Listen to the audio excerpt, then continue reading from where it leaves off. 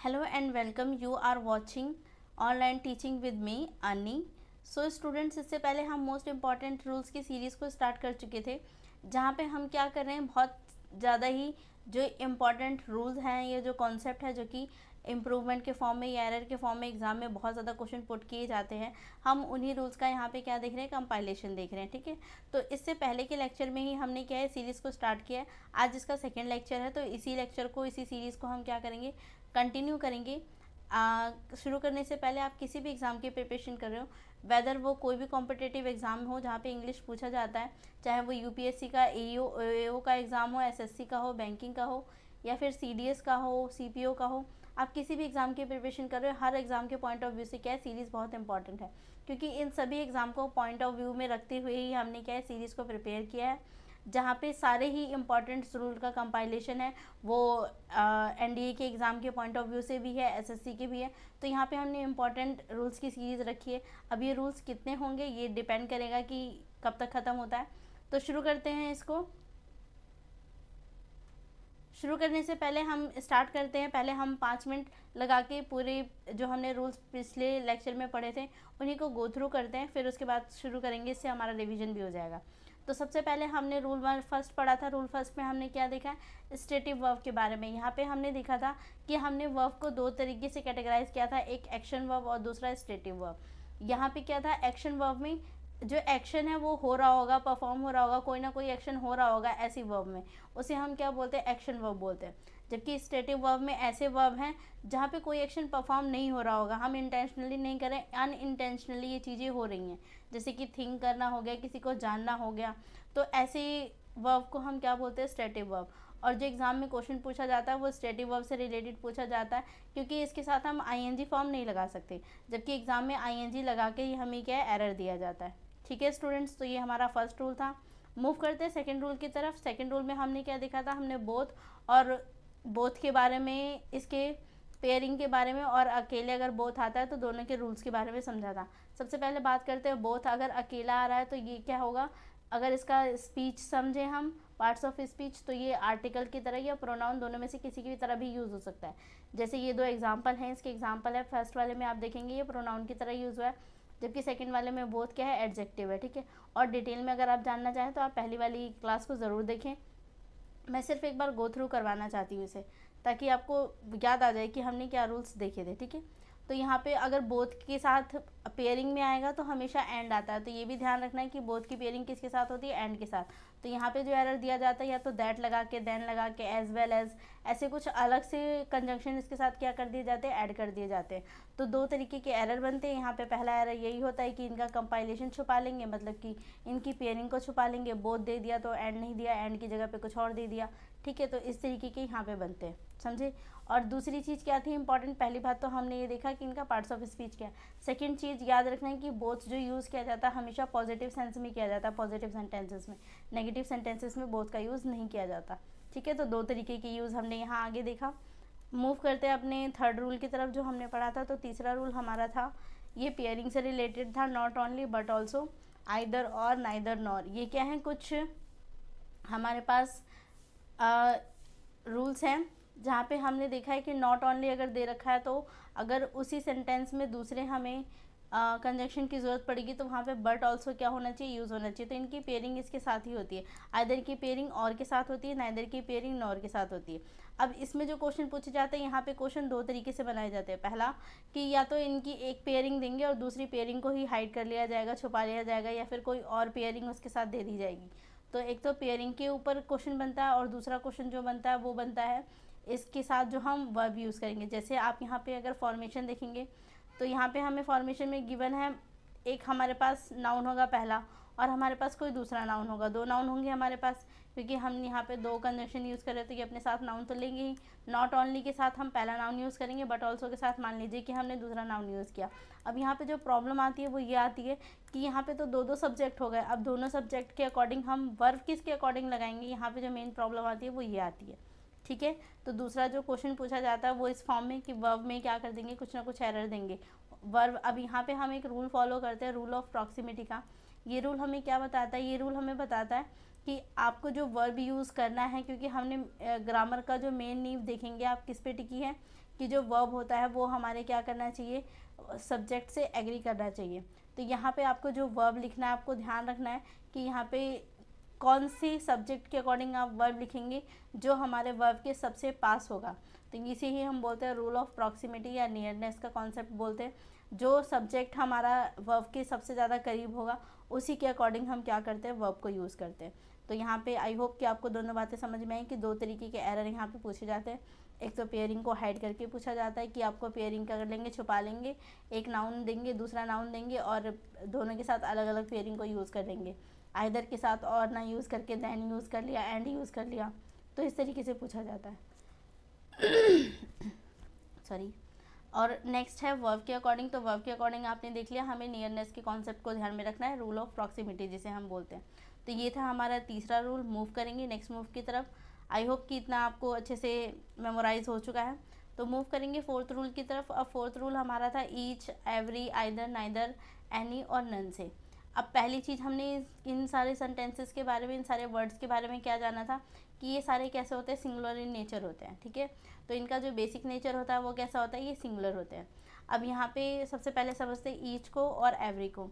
अगर आए ईच और एवरी के केस में, तो ईच और एवरी का हमने पहले डिफरेंस देखा था। क्या देखा था, यहाँ पे जो ईच होता है अगर सिंपल अकेले आ रहा है तो ये या तो प्रोनाउन की तरह यूज़ हो सकता है या फिर एडजेक्टिव की तरह। ठीक है, ये डिपेंड करेगा कि किस तरीके से। अब यहाँ पे हमने इसके एग्जांपल दिए थे, मैं बहुत डिटेल में नहीं जाऊँगी। और दूसरी बात हमने इसके बारे में देखा था कि जो ईच यूज़ किया जाता है या तो दो के लिए या दो से ज़्यादा के लिए यूज़ किया जाता है। ठीक है, जबकि जो एवरी है ये हमेशा सेंटेंस में एडजेक्टिव बन के आएगा, ये कभी सब्जेक्ट नहीं हो सकता। अगर सब्जेक्ट की जगह पर ये आएगा तो इसे या तो नाउन होना पड़ेगा या तो प्रोनाउन, और हम जानते हैं एवरी ना तो नाउन है ना प्रोनाउन है। ठीक है, तो ये सेंटेंस में अगर आता है तो एडजेक्टिव का काम करता है बेसिकली। ठीक है, और इसे हम यूज़ करते हैं हमेशा दो से ज़्यादा के लिए, जबकि इसे यूज़ करते थे दो के लिए या दो से ज़्यादा के लिए, इसे हमेशा सिर्फ दो से ज़्यादा के लिए यूज़ किया जाता है। ठीक है, तो ये हमने सबसे पहला फोर्थ रूल के दो कॉन्सेप्ट जाने, ईच और एवरी के बारे में।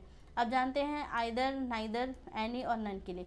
जैसे कि आइदर और नाइदर, यहाँ आप देखेंगे आइदर और नाइदर को यूज़ किया जाता है in relation to two things और टू पर्सन। दो इंसान को या दो चीज़ों को शो करने के लिए हम क्या है, आइदर या नाइदर को यूज़ करते हैं।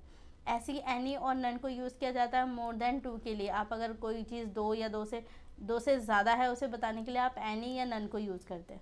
ठीक है, आई होप ये बातें समझ में आई होंगी। अब इस पर हमने कुछ एरर देखे थे। एरर किस फॉर्म में थे, जैसे कि यहाँ पर है आइदर, नाइदर, इनके केस में क्या है, दो तरीके से क्वेश्चन बनते हैं, दो तरीके से इनको यूज़ किया जाता है। अगर ये अकेले आ रहे हैं तो एडजेक्टिव बन के आ रहे हैं, और एडजेक्टिव है तो अपने साथ कोई ना कोई नाउन लेगा, तो ये हमेशा अपने साथ सिंगुलर नाउन लेता है, और वर्ब भी कैसी लेता है, सिंगुलर लेता है। जबकि दूसरा यूज़ क्या होता है कि आइदर ऑफ के साथ या नाइदर ऑफ के साथ, एनी ऑफ के साथ, नन ऑफ के साथ, ये ऑफ के साथ आ जाते हैं।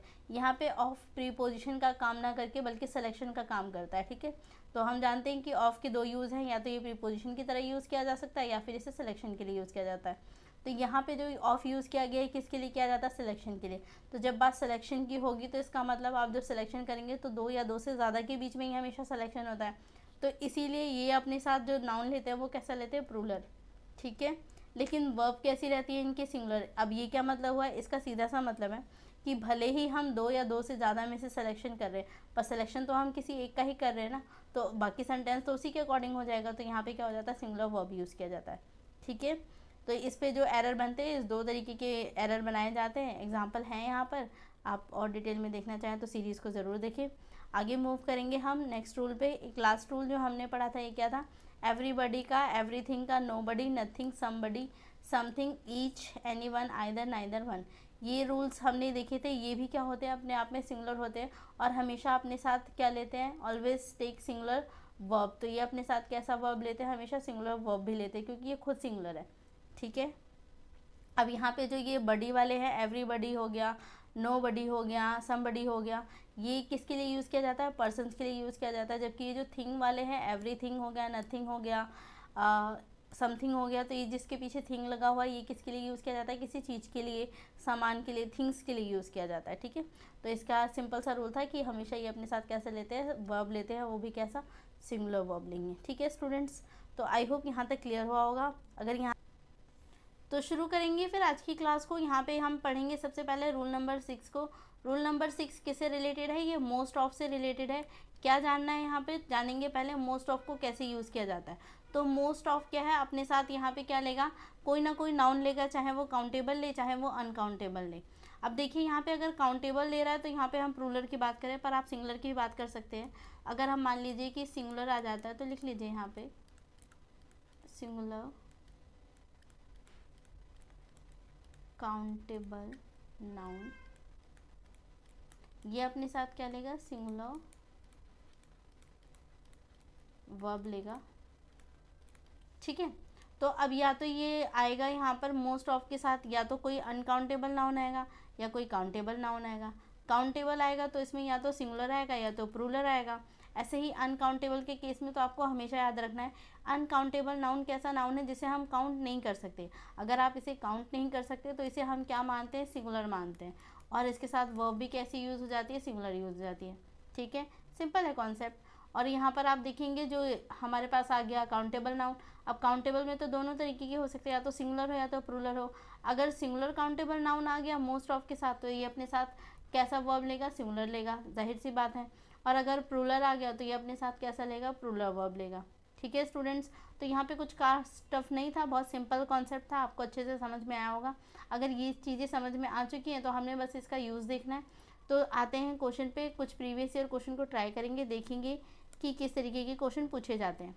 अब जैसे ये आप फर्स्ट वाला देखेंगे, ये दोनों ही जो क्वेश्चन है ना, ये IBPS एग्ज़ाम में पूछे गए हैं, IBPS क्लर्क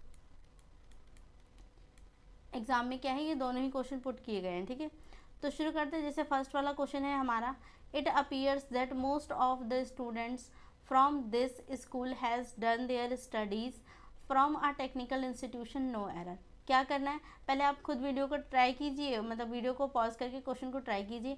करना क्या है, सबसे पहले आइडेंटिफाई करना है कि किस पार्ट के अंदर एरर है, देन उसको आपको इम्प्रूव भी करके बताना है। ठीक है, तो रूल्स आपने देख ही लिया है, ये कॉन्सेप्ट आप देख चुके हैं कि मोस्ट ऑफ के साथ अगर काउंटेबल नाउन आएगा तो या तो सिंगुलर होगा तो प्लूरल, अगर सिंगुलर होगा तो सिंगुलर वर्ब, प्लूरल होगा तो प्लूरल वर्ब। और अगर अनकाउंटेबल नाउन आ रहा है, क्योंकि हम इसको काउंट नहीं कर सकते तो हम इसे सिंगुलर मानते हैं, तो ये अपने साथ वर्ब भी कैसी लेगा, सिंगुलर लेगा। सिंपल है। ठीक है, तो आइए क्वेश्चन पे, सबसे फर्स्ट क्वेश्चन है, आप वीडियो को पॉज करके पहले खुद ट्राई करेंगे, फिर मैं इसे सॉल्व करवाऊंगी।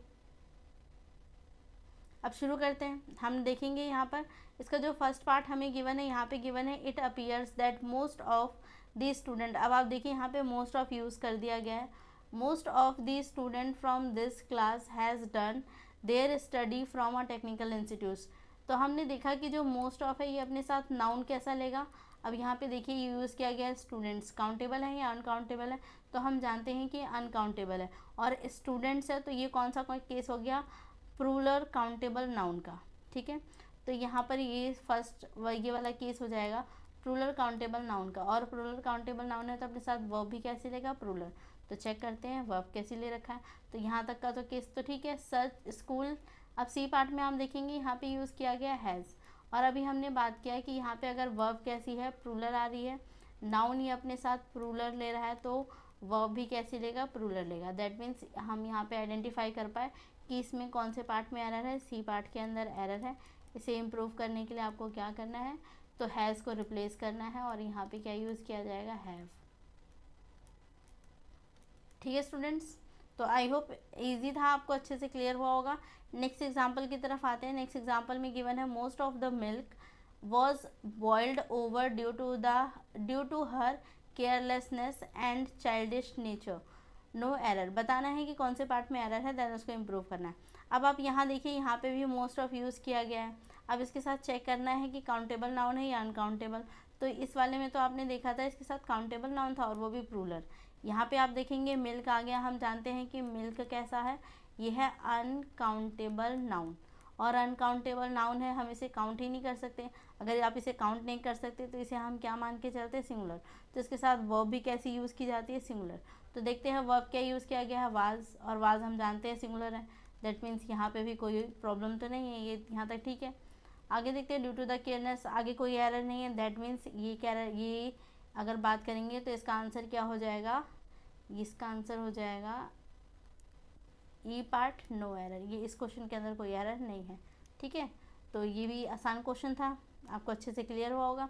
तो ये था हमारा फर्स्ट रूल जो हमने देखा मोस्ट ऑफ से रिलेटेड, जहाँ पे हमने इसका यूज़ देखा कि मोस्ट ऑफ के साथ अगर काउंटेबल नाउन आता है तो सिंगुलर आएगा या प्लूरल। अगर सिंगुलर है तो सिंगुलर काउंटेबल नाउन आएगा और इसके साथ वर्ब भी कैसी हो जाएगी, सिंगुलर। अगर प्लूरल है तो इसके साथ वर्ब भी कैसी आएगी, प्लूरल। और अगर अनकाउंटेबल है, क्योंकि हम इसे काउंट नहीं कर सकते तो हम इसे सिंगुलर मानते हैं, तो वर्ब भी कैसी हो जाएगी, सिंगुलर हो जाएगी। ठीक है, तो आई होप यहाँ तक कोई डाउट नहीं होगा। मूव करते हैं नेक्स्ट अपने रूल की तरफ। अब आते हैं नेक्स्ट रूल। नेक्स्ट रूल किससे रिलेटेड है, इफ़ या वेदर से। अब हम जानते हैं इफ़ और वेदर के बहुत सारे यूजेस हैं। ठीक है, अब जैसे इफ़ बात करते हैं पहले वेदर की। अब वेदर के लिए जैसे यहाँ पे लिखा गया है कि वेदर हमेशा किसको फॉलो करता है, और को। इसका मतलब वेदर की पेयरिंग किसके साथ है, और के साथ है। तो पहला क्वेश्चन जो बनता है वो इस टाइप से बनता है कि यहाँ पे पेयरिंग वाला एरर दे सकते हैं।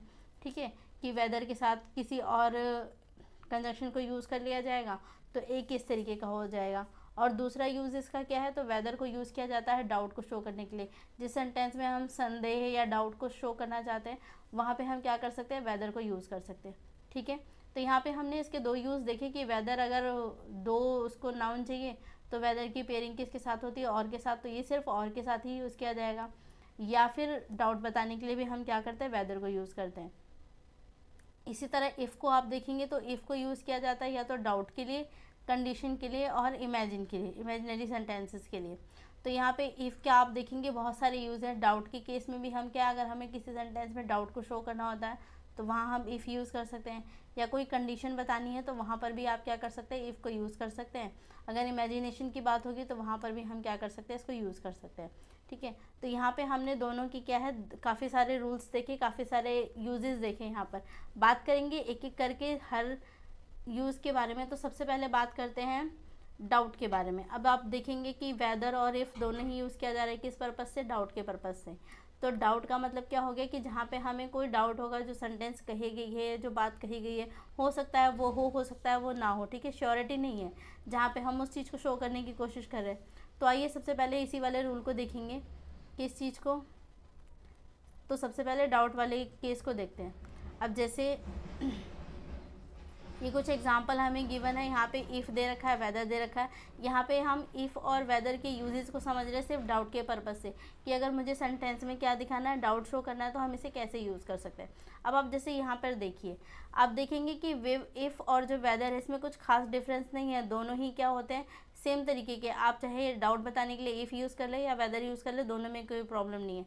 जो मेन डिफरेंस आता है वो सिर्फ एक चीज़ पे आता है, और वो एक चीज़ क्या है, इसका पेयरिंग। अगर मान लीजिए सेंटेंस के अंदर और यूज़ कर लिया गया, तो हम जानते हैं और की पेयरिंग सिर्फ वेदर के साथ होती है। तो वहाँ पे हमारे लिए कंपलसरी हो जाता है कि हमें वेदर यूज़ करना पड़ जाएगा। वरना आप इफ़ यूज़ कर ले या वेदर यूज़ कर ले, उससे कोई भी प्रॉब्लम नहीं होगी। ठीक है, तो ये एक ही डिफरेंस है इनके बीच में। बाकी डाउट बताने के लिए आप इफ़ या वेदर किसी को भी यूज़ कर सकते हैं। अगर सेंटेंस में और यूज़ कर लिया गया तो वहाँ पे आपके पास कंपल्शन हो जाता है कि आपको फिर वेदर ही यूज़ करना पड़ेगा। अगर आपने इफ़ यूज़ किया तो वो गलत हो जाएगा। ठीक है, तो अब देखते हैं कि एग्ज़ाम में किस तरीके के क्वेश्चन पूछे जा सकते हैं। अब जैसे यहाँ देखिए एग्जाम्पल नंबर फर्स्ट गिवन है, I do not know if whether she love me. अब यहाँ पे आप देखेंगे जो डाउट बताया जा रहा है कि उसे नहीं पता कि वो उसे प्यार करती भी है कि नहीं करती है। तो यहाँ पे क्या है, इफ़ और वेदर आप क्या यूज़ करेंगे, तो आप दोनों में से कुछ भी यूज़ करेंगे, दोनों ठीक है। अगर आप इफ़ लगा के सेंटेंस को कंप्लीट करते हैं तो भी ठीक हो जाएगा, वेदर लगा के करेंगे तो भी ठीक हो जाएगा। तो यहाँ पे आप दोनों ही कैटेगरी है आपके पास, चाहे आप इफ़ लगाएं तो भी ये सेंटेंस ठीक हो जाएगा, या फिर आप यहाँ पे वेदर यूज़ करें तो वो भी तभी भी क्या हो जाएगा, सेंटेंस यूज़ हो जाएगा। ठीक हो जाएगा दोनों केसेस में। ठीक है, तो यहाँ पे तो आपको अच्छे से क्लियर हुआ कि कोई भी प्रॉब्लम नहीं है, इफ़ और वेदर में कुछ खास डिफरेंस नहीं है। लेकिन अब जो नेक्स्ट इससे जो नीचे वाला एग्जांपल है आप इसको देखेंगे, यहाँ पे आप देखेंगे यूज़ किया गया है I do not know if whether she love me और नॉट। अब आप यहाँ पे देखिए, यहाँ पर भी अगर सेंटेंस हमारा यहीं पे लव मी तक ख़त्म हो गया होता ना, तो यहाँ भी कोई प्रॉब्लम नहीं थी। हम चाहे इफ़ यूज़ करते या वेदर, दोनों ही कंडीशन में हमारा जो सेंटेंस होता वो ठीक होता। लेकिन आप देखेंगे इसके आगे यूज़ कर दिया गया है और हम जानते हैं कि और की पेयरिंग सिर्फ वेदर के साथ होती है। तो इस केस में हमारे पास कंपल्शन हो गया कि हमें क्या है, वेदर को ही यूज़ करना पड़ेगा और इफ़ को नहीं कर सकते। अगर आप इफ़ लगा के सेंटेंस को बना देते हैं तो सेंटेंस क्या हो जाएगा, रॉन्ग हो जाएगा।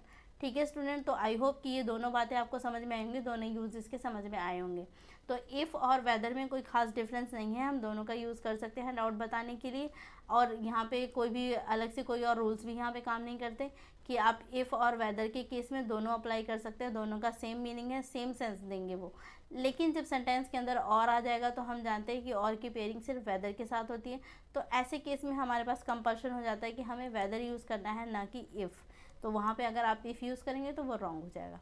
ठीक है स्टूडेंट्स, तो ये हमने देखा है इसका पहला रूल, जो कि हमें क्या बता के गया, डाउट के बारे में बता के गया कि अगर आप इफ़ यूज़ कर रहे हैं या वेदर यूज़ कर रहे हैं तो इस केस में हम किस तरीके से क्या करते हैं, अप्लाई करते हैं चीज़ों को। ठीक है, तो अगर यहाँ तक कोई डाउट नहीं है, तो अगर इस पहले रूल में या पहले इसके फॉर्मेशन में आपको कोई वो नहीं है, तो हम आगे की तरफ मूव करेंगे। तो ये तो हमारा फर्स्ट चीज़ था, आपको समझ में आया डाउट का केस। ठीक है, कि डाउट का अगर केस होगा तो वहाँ पे आप इफ़ यूज़ करें या वेदर यूज़ करें, कोई डिफरेंस नहीं है, दोनों का मतलब सेम ही है। लेकिन अगर आप वहाँ पे सेंटेंस में और गिवन है तो ऐसे केस में आपको सिर्फ वेदर यूज़ करना पड़ जाएगा, क्योंकि इफ़ की पेयरिंग और के साथ नहीं होती है, सिर्फ वेदर की पेयरिंग होती है। ठीक है, तो ये तो हमने पहला यूज़ पढ़ लिया इसका। वेदर के बारे में तो आप अच्छे से जान पाए।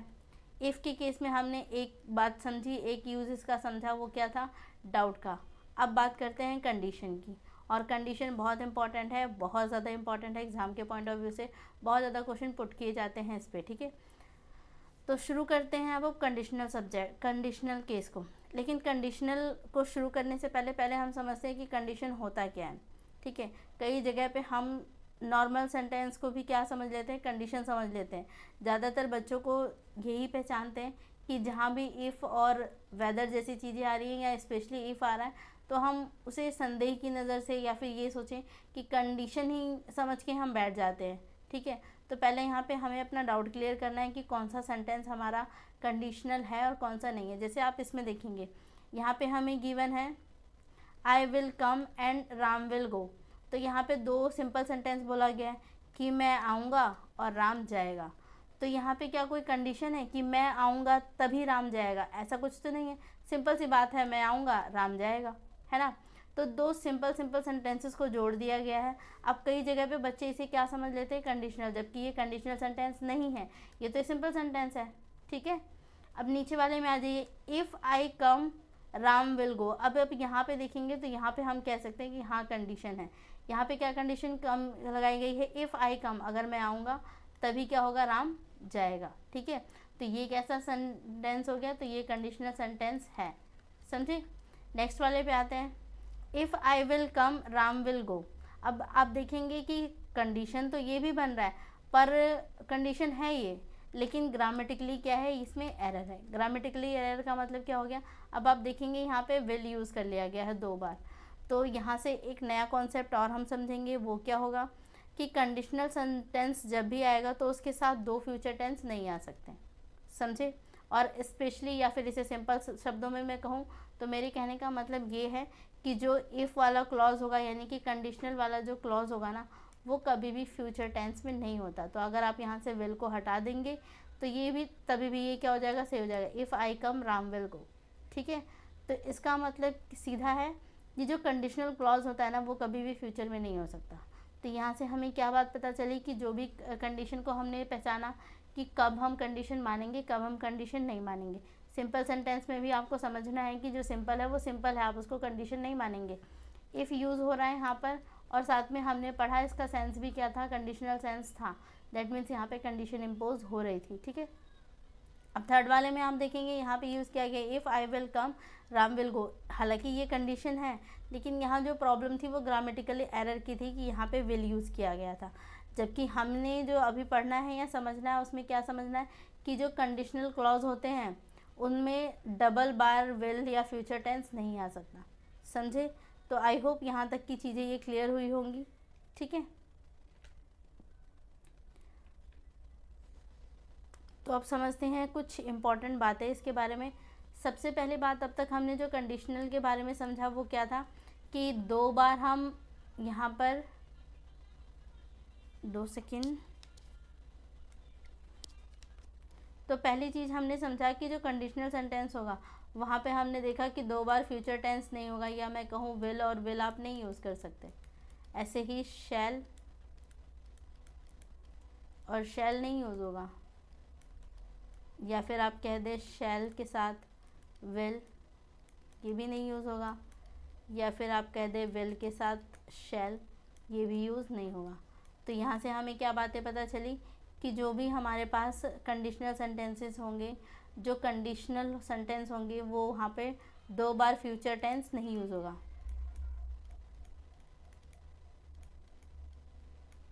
ठीक है, तो 2 बार नहीं हो सकता। और इसका अगर इसे ही सिंपल भाषा में बोलूँ तो ये आप समझ सकते हैं कि जो भी हमारा कंडीशनल क्लॉज होगा, conditional clause must be present. 2 second से ठीक से लिखेंगे।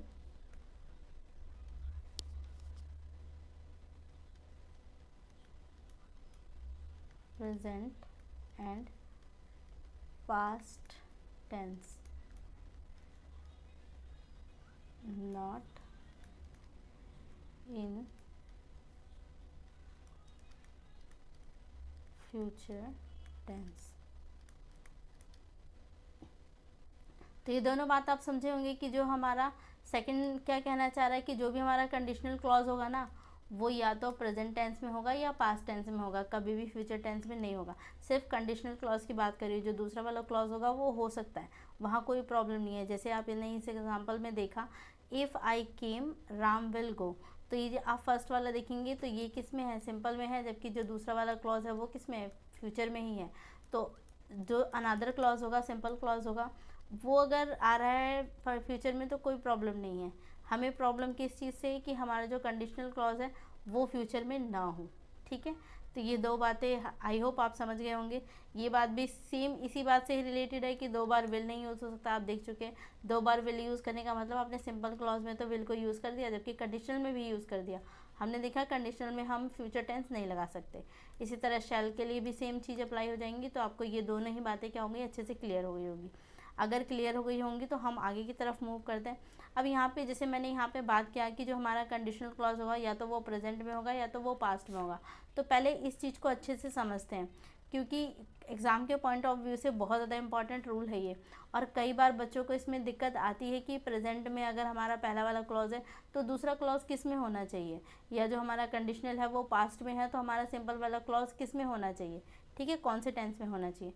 तो इसको समझते हैं, देखते हैं इसके लिए कुछ रूल्स। अब यहाँ पर आते हैं, तो ये पहले हम बात करेंगे इसके स्ट्रक्चर की ही हम बात कर रहे हैं कि अगर स्ट्रक्चर कंडीशनल क्लॉज का कैसा होगा और अनादर क्लॉज, या फिर इसे ही आप बोल सकते हैं जो हमारा सिंपल वाला क्लॉज होगा उसके केस में क्या होगा। ठीक है, तो शुरू करते हैं। जैसे हमारा पहला वाला है, अगर कंडीशनल क्लॉज मान लीजिए वो प्रेजेंट इंडेफिनाइट टेंस में है, तो बेसिकली हमने बात किया कि या तो प्रेजेंट में होगा या वो पास्ट में होगा। और प्रेजेंट में भी है ना, तो प्रेजेंट में भी ज़्यादातर जो आपके एग्ज़ाम में पूछा जाता है वो 2 ही फॉर्म में होगा, सॉरी एक ही तरीके से होगा।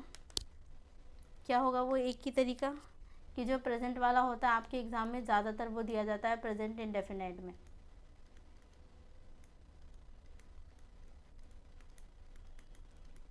और अगर पास्ट में होगा तो पास्ट में 2 केस बनते हैं। अब ये 2 केस कौन से होते हैं, या तो वो सिंपल पास्ट में होगा या फिर वो किस में हो जाएगा, पास्ट परफेक्ट में हो जाएगा।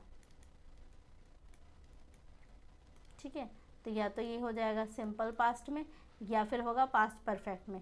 तो ये जो हमारे कंडीशनल होंगे ये इन्हीं में ही घूमेंगे। आप देखेंगे अगर मान लीजिए वो प्रेजेंट में आ रहा है तो हम जानते हैं प्रेजेंट में आ रहा है तो प्रेजेंट इंडेफिनाइट हो जाएगा।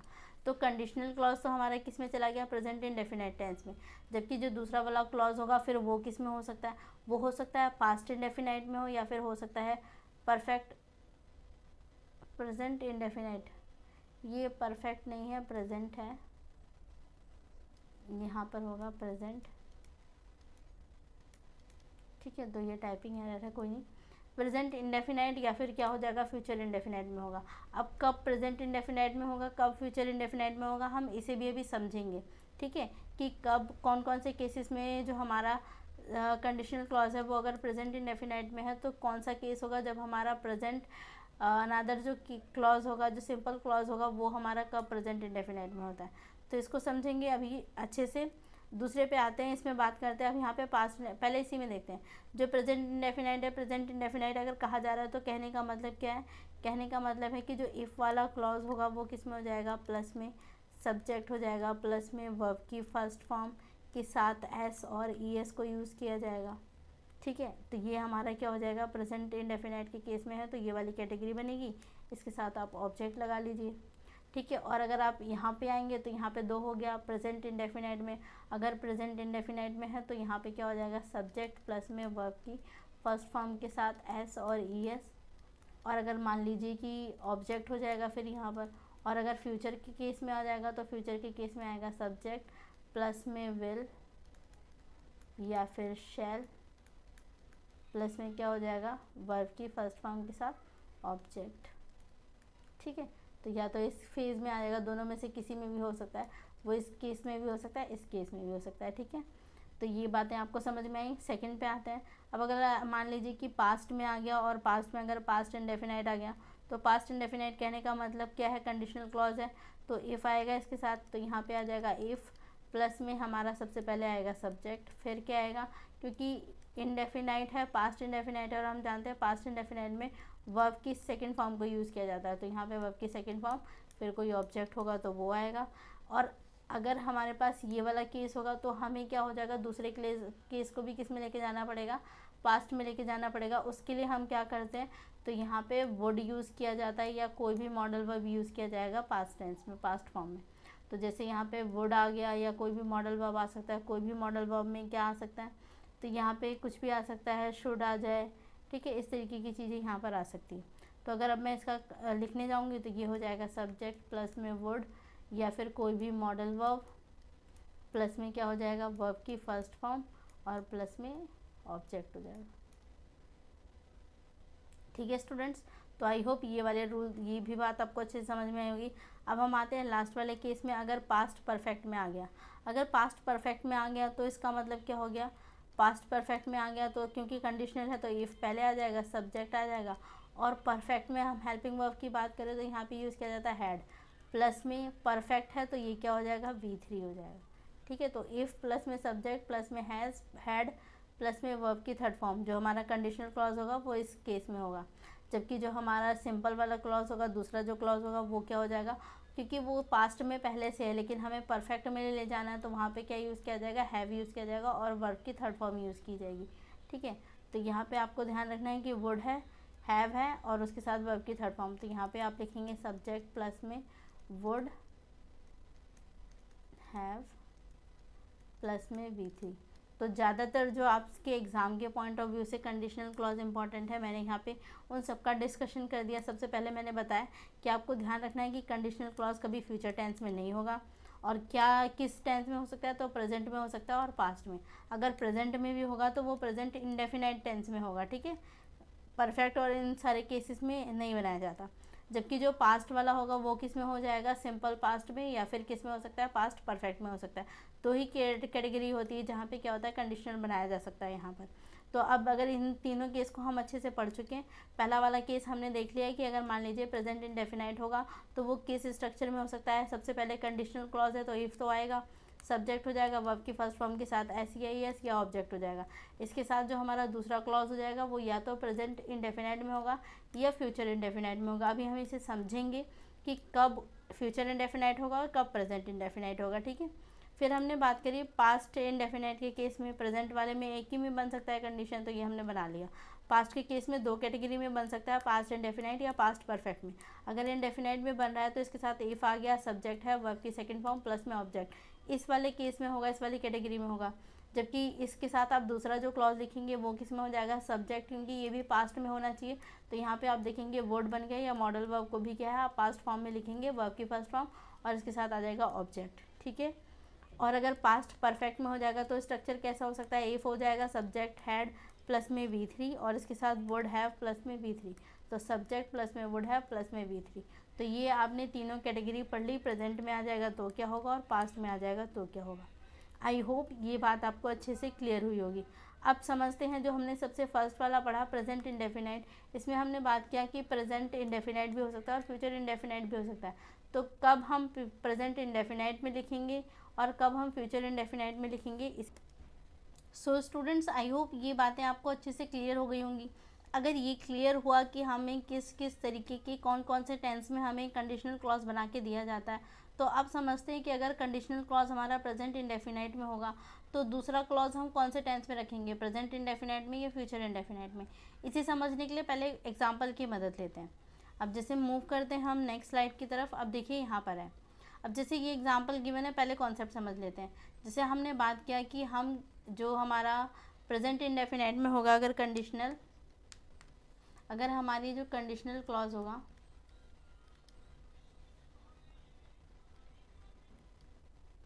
अगर कंडीशनल क्लॉज हमारा किस में है, प्रेजेंट इंडेफिनाइट में,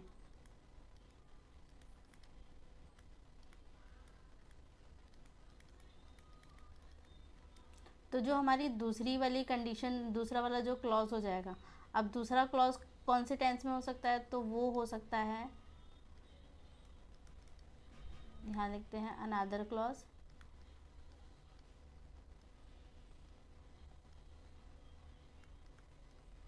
अब जो हमारा अनदर क्लॉज होगा वो कौन से टेंस में हो जाएगा, तो हमने यहाँ बात किया कि वो हो सकता है प्रेजेंट इंडेफिनाइट में हो जाए, पीआई का मतलब प्रेजेंट इंडेफिनाइट में, या फिर वो हो सकता है कि फ्यूचर इंडेफिनाइट में हो जाए। ठीक है, दोनों केस हमने देखा। अब हमें ये जानना है कि कब हम प्रेजेंट इंडेफिनाइट में रखेंगे, कब हम फ्यूचर इंडेफिनाइट में। तो ये चीज़ कैसे पता चलती है, तो ये हमें पता चलता है, हम जानते हैं प्रेजेंट इंडेफिनाइट में कब हम लिखेंगे, जब हम चीज़ें हैबिचुअल एक्शन होगा, यानी कि कोई हैबिट्स अगर बताया जा रहा है, कोई भी अगर हैबिचुअल एक्शन के बारे में बात किया जा रहा है, तो उसके केस में हम क्या करेंगे, यूज़ करेंगे प्रेजेंट इंडेफिनाइट टेंस। या फिर अगर मान लीजिए चीज़ें फिक्स हैं, फिक्स होने का मतलब क्या है कि जो भी कंडीशन दे रखी है वो कंडीशन फुलफिल होगी होगी, श्योरिटी है हमारे पास, हम देख पा रहे हैं कि हाँ ये होगा ही होगा। जैसे इस एग्जाम्पल में आप देखिए क्या कहा गया, if you touch a fire you dash gate burn. अगर आप आग को टच करते हैं तो जाहिर सी बात है कि आप बर्न होंगे ही होंगे, इस बात की तो श्योरिटी है कि आप किसी भी गर्म चीज़ को टच करेंगे तो आप जलेंगे ही जलेंगे। तो जहाँ पे हमारे पास श्योरिटी होती है, फिक्स है चीज़ें, उसको हम कौन से टेंस में दिखाते हैं, प्रेजेंट इंडेफिनिट टेंस में। अब फ्यूचर इंडेफिनिट में क्या हो जाता है, जहाँ पर हमारे पास श्योरिटी नहीं है, तो जहाँ पर क्या है, नो श्योरिटी हम कह सकते हैं, नो श्योरिटी की जो भी एक्शन दे रखा है या जो भी कंडीशन दे रखा है वो फुलफिल हो ही जाएगा। तो कंडीशन फुलफिल होने की श्योरिटी अगर मेरे पास नहीं है तो फिर मैं उसे किस में लेके जाऊंगी, फ्यूचर इंडेफिनिट टेंस में। अब जैसे पहला वाला ब्लैंक अगर हम देखें, if you touch a fire you get burn, तो यस ये बात ठीक है। अब यहाँ फिल इन द ब्लैंक्स में मुझे कुछ फिल करने की ज़रूरत है नहीं, ये हम देख पा रहे हैं सिंपल टेंस में है, प्रेजेंट इंडेफिनिट टेंस में है, तो ये ठीक हो जाएगा, यहाँ हमें कुछ फिल करने की ज़रूरत नहीं है। ठीक है, ये ब्लैंक अगर ना भी होता तो भी हमारा क्या हो जाता है, ये सही हो जाता। लेकिन दूसरे वाले कंडीशन में आ जाते हैं। दूसरा वाला कंडीशन क्या कह रहा है, if I study hard I dash pass my exam.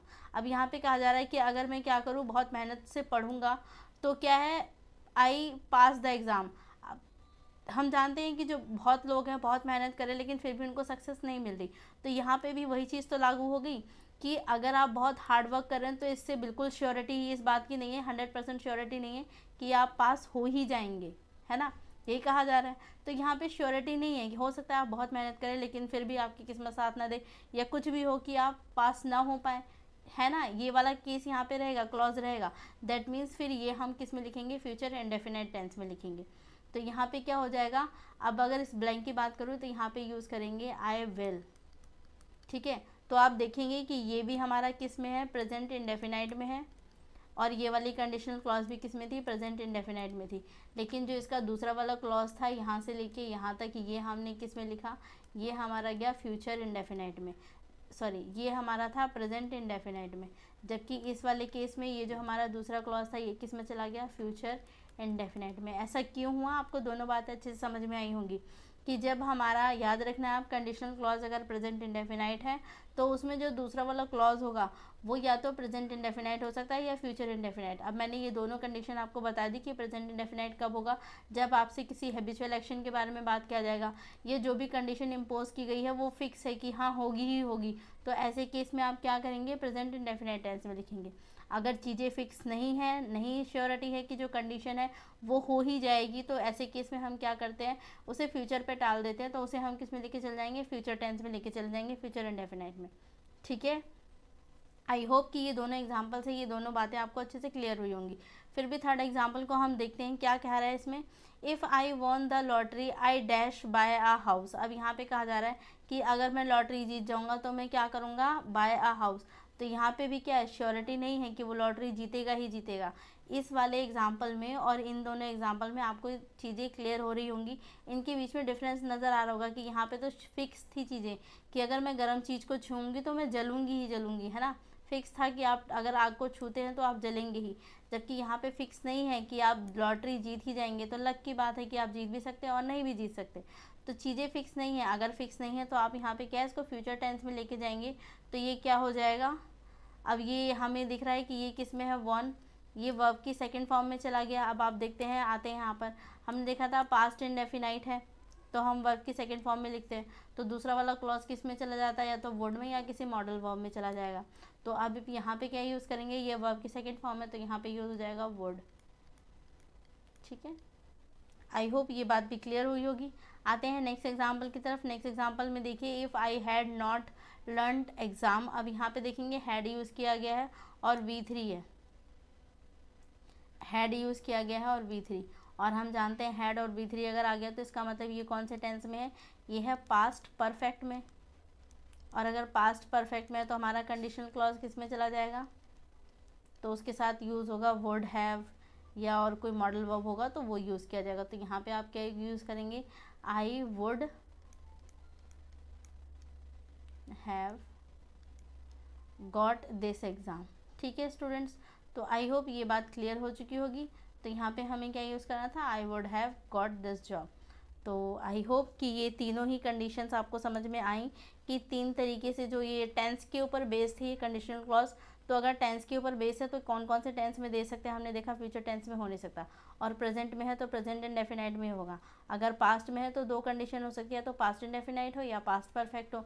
तो हमने ये सारे एग्जाम्पल देख लिए कि आई होप कि आपको ये सारी बातें अच्छे से क्लियर भी होंगी। जो एक डाउट बन रहा था वो यहाँ पर आ रहा था कि प्रेजेंट इंडेफिनाइट होगा या फ्यूचर इंडेफिनाइट होगा। तो आई होप कि ये चीज़ भी क्या हो चुकी होगी, क्लियर हो चुकी होगी। अगर यहाँ कोई डाउट नहीं है तो हम कुछ प्रीवियस ईयर क्वेश्चन को ट्राई करेंगे इन्हीं कॉन्सेप्ट पे बेस। ठीक है, तो आते हैं, जैसे कि हमें यहाँ पे फर्स्ट एग्जांपल, फर्स्ट जो हमें क्वेश्चन गिवन है, if you have thought about the alternatives you would not have chosen such a difficult topic for the term paper, no error। क्या करना है, पहले वीडियो को पॉज करना है, आइडेंटिफाई करना है कि कौन से पार्ट के अंदर एरर है, देन फिर उसको इम्प्रूव भी करना है। तो मेरा सजेशन है स्टूडेंट्स कि आप पहले खुद क्वेश्चन को ज़रूर ट्राई करें कि कंडीशन आपको अच्छे से समझ में आ चुकी है। अब आपको देखना है कि आप इसे अप्लाई कर पा रहे हैं प्रीवियस ईयर क्वेश्चन पे कि नहीं कर पा रहे हैं। ठीक है, तो पहले आप खुद एक बार अपना एफर्ट ज़रूर डालें इसमें।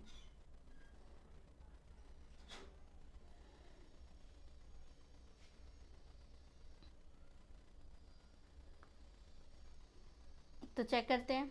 अब देखिए, जैसे कि यहाँ पे शुरू करते हैं, तो हमारा जो फर्स्ट वाला पार्ट है यहाँ पे गिवन है, if you have thought about the alternatives you would not have chosen such a difficult topic for the term exam. तो पहले देखते हैं, अब ये तो समझ में आ रहा है कि कंडीशनल है, खुद ही कहा गया है कि अगर आप बहुत सारे अल्टरनेटिव के बारे में सोच रहे हैं, विचार कर रहे हैं, तो आप क्या है, you must not chosen a difficult topic. तो आपको कोई डिफ़िकल्ट टॉपिक नहीं चुनना चाहिए, किसके लिए, एग्ज़ाम के पर्पज़ के लिए। तो अब आप करेंगे क्या, तो सबसे पहले फर्स्ट वाले क्लॉज में आप देखेंगे इफ़ यूज़ किया गया है, दैट मीन्स कंडीशन है, ये तो हमें समझ में आया।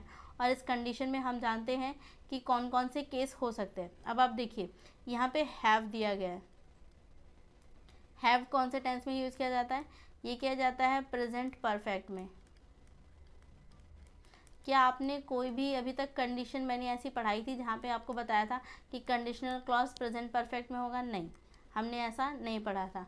तो दैट मीन्स हमें इतना तो समझ में आया कि हाँ, ये जो एरर है वो ए पार्ट के अंदर है, पर अब इसे इम्प्रूव करने के लिए यहाँ क्या आना चाहिए, ये किससे समझ में आएगा, ये दूसरे वाले क्लॉज से समझ में आएगा। देखिए दूसरे वाले क्लॉज को कौन से टेंस में लिखा गया है, तो आते हैं दूसरा क्लॉज, यहाँ से शुरू होता है, you would not have chosen. आप देखेंगे यहाँ पे वुड यूज़ किया गया और हैव यूज़ किया गया।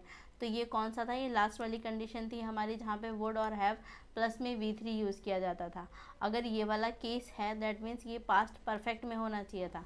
और अगर आप इसे पास्ट परफेक्ट में लेके जाएंगे तो यहाँ पे हैव ना होके क्या होना चाहिए था, हैड होना चाहिए था। तो हम ने आइडेंटिफाई कर लिया ए पार्ट के अंदर एरर है, यहाँ पे हैव नहीं आएगा, हैव की जगह पर क्या आना चाहिए था, यहाँ आना चाहिए था हैड। अब देखिए ठीक हो जाएगी कंडीशन। क्या हो गया, if you had thought about the alternatives you would not have chosen such a difficult topic for the term paper for no error. तो आई होप कि अब चीज़ें क्लियर हुई। देखा आपने आसान था, और ये देखिए आप प्रीवियस ईयर में पूछा गया है, सीडीएस एग्जाम में के अंदर 2017 में ये क्वेश्चन पूछा गया है। ठीक है, आते हैं नेक्स्ट पे। अब नेक्स्ट क्वेश्चन आप देखेंगे यहाँ पे गिवन है, if I dash a good match I would have not married. अब यहाँ पर भी क्या है, कंडीशन इम्पोज हो रही है ना, कि एक अच्छा मैच नहीं मिलेगा तब तक मैं शादी नहीं करूँगी, यही कहा जा रहा है यहाँ पर। अब आप देखिए यहाँ पे वुड आ गया, हैव आ गया, और गॉट हम जानते हैं कि ये वर्ब की थर्ड फॉर्म है। तो वुड हैव प्लस में V3, ये कौन से केस में था, तो ये हमने देखा था कि हमारे लास्ट वाले केस में ही ऐसा हो रहा था। तो इसका मतलब कि हमारा जो कंडीशन होना चाहिए वो किस में होना चाहिए, पास्ट परफेक्ट में। तो हम अपने कंडीशन को किस में लेके जाएंगे, पास्ट परफेक्ट में। तो चेक करते हैं ऑप्शन में। अब आप यहाँ देखेंगे हैव यूज़ कर रखा है, तो ये तो ऑप्शन नहीं होगा, क्योंकि ये किस में चला गया, ये चला गया प्रेजेंट परफेक्ट में, तो ये ऑप्शन नहीं होगा। फाउंड आ गया, तो ये तो सिंपल में ही चला गया, तो ये भी ऑप्शन नहीं होगा। हैव हम जानते हैं यूज़ ही नहीं करते हम, तो क्या बचा हमारे पास, ऑप्शन ए हैड फाउंड। तो ये हमारा क्या हो जाएगा, राइट आंसर हो जाएगा। ठीक है, तो ए वाला पार्ट हमारा क्या हो जाएगा, राइट हो जाएगा। तो आई होप ये बात भी आपको अच्छे से क्लियर हुई कि फर्स्ट वाला पार्ट हो जाएगा, यहाँ पे हम फिल करेंगे हैड फाउंड। ठीक है, तो देख रहे हैं आप कि क्वेश्चन काफ़ी आसान है, इजी। सो स्टूडेंट्स मूव करेंगे नेक्स्ट एग्जाम्पल की तरफ। नेक्स्ट एग्जाम्पल में हमें गिवन है क्वेश्चन में, Rita will never have changed her job if she had promoted. तो क्या करना है, आइडेंटिफाई करेंगे। अब आप यहाँ पे देखेंगे इस वाले केस में, तो यहाँ पे जो कंडीशनल क्लॉज है इफ़ के साथ आप देखेंगे इसको कहाँ है, पीछे दे दिया गया। तो ये वाला जो है ये कैसा हो जाएगा, कंडीशनल क्लॉज हो गया, और बाकी जो ये वाला हो गया ये सब क्या हो गया, ये हमारा सिंपल क्लॉज हो गया, ये इसको अनदर क्लॉज भी बोल सकते हैं। ठीक है, अब आप चेक करेंगे यहाँ पे जो कंडीशनल क्लॉज है ये कौन से टेंस में गिवन है, तो यहाँ पे हैड और V3 गिवन है। हैड और V3 किस में चला जाता है, पास्ट परफेक्ट में, तो ये हमें गिवन है पास्ट परफेक्ट में। तो हम जानते हैं कि जो हमारा दूसरा क्लॉज हो जाएगा वो किस में हो जाएगा, तो ये हो जाता है अगर हमारा पास्ट परफेक्ट में होता है हैड प्लस V3 के केस में, तो यहाँ पे हो जाता है वुड हैव और V3। ठीक है, तो अब यहाँ पे आपको चेक करना है कि कौन सा ऑप्शन होगा। तो आप देखेंगे ऑप्शन ए हमें गिवन है शुड नेवर हैव, तो आप देखेंगे ये तो हमारा आंसर होगा नहीं, शुड तो यहाँ आएगा नहीं क्योंकि हम जानते हैं वुड यूज़ किया जाएगा, तो ये तो कैंसिल आउट हो जाएगा। अब सी हमें गिवन है शैड नेवर, तो ये तो फ्यूचर टेंस में चला गया, और हम जानते हैं कि फ्यूचर में तो ये पहले से ही है विल के केस में, गलत है। तो यहाँ पे हम जानते हैं सिर्फ एक ही हमारे पास ऑप्शन है, ऑप्शन बी वुड वाला केस, वुड नेवर हैव। तो ये किस में चल जाएगा, परफेक्ट में आप इसको भी लेके जाएंगे तो ये हो जाएगा वुड नेवर हैव। तो ऑप्शन बी हमारा क्या हो जाएगा, राइट आंसर हो जाएगा। ठीक है स्टूडेंट्स, तो आई होप ये सारे ही एग्जाम्पल आपको अच्छे से क्लियर हुए होंगे, और ये कंडीशनल वाला थोड़ा लंबा था लेकिन आपको अच्छे से क्लियर हुआ होगा। तो हम पढ़ रहे थे इस रूल को जहाँ पे हमने वेदर और इफ़ के यूज़ के बारे में बात करे थे। तो वेदर के केस में हमने डाउट के बारे में, और पहला जो रूल हमने इन दोनों से रिलेटेड पढ़ा वहाँ पे हमने डाउट वाला देखा कि इफ़ को भी यूज़ किया जा सकता है, वेदर को भी यूज़ किया जा सकता है। ठीक है, फिर हम वापस से इफ़ पे आए, यहाँ पे हमने कंडीशनल क्लॉज पढ़ा। तो आई होप कि अब तक आपको कंडीशनल क्लॉज हमने टेंस के अकॉर्डिंग यहाँ पे देखा और आपको चीज़ें समझ में आई होंगी। तो अब इसका बचा है इफ़ का तीसरा यूज़, वो क्या है, इमेजिन करने के लिए हम यूज़ करते हैं, इमेजिन करने के लिए या इमेजिनरी सेंटेंसेस के लिए हम यूज़ करते हैं। तो अब हम ये तीसरा वाला क्लॉज देखेंगे कि जब हम इमेजिनरी सेंटेंसेस हैं, इमेजिनरी सेंटेंसेस ऐसे सेंटेंसेस है जिसे आप सिर्फ इमेजिन कर रहे हैं, जो रियल लाइफ में पॉसिबल नहीं है। जैसे हम बोल सकते हैं कोई अनरियल सिचुएशन हो, या फिर इसे ही बोल सकते हैं आप हाइपोथेटिकल कोई सिचुएशन है,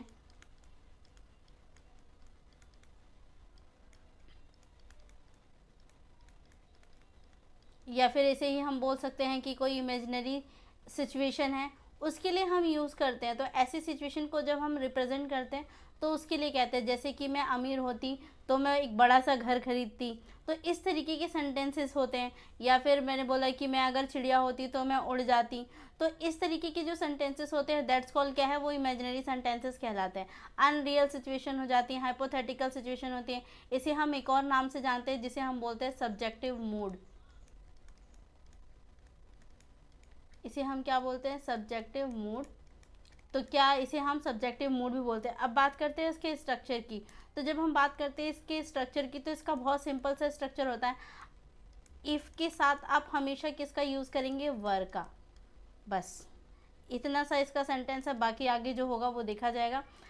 नॉर्मल एकदम हमें ध्यान क्या रखना है कि जब भी हमें अनरियल सिचुएशन या हाइपोथेटिकल सिचुएशन मिलेगी तो ऐसे केस में हमें कंडीशनल क्लॉज में क्या है, सिर्फ वर यूज़ करना है। इसके अलावा कोई भी हेल्पिंग वर्ब यूज़ नहीं किया जा सकता। तो सबसे सिंपल इसका फॉर्मेशन होता है, जैसे मैंने आपको एग्जांपल के लिए बोल दिया, इफ़ आई वर टॉलर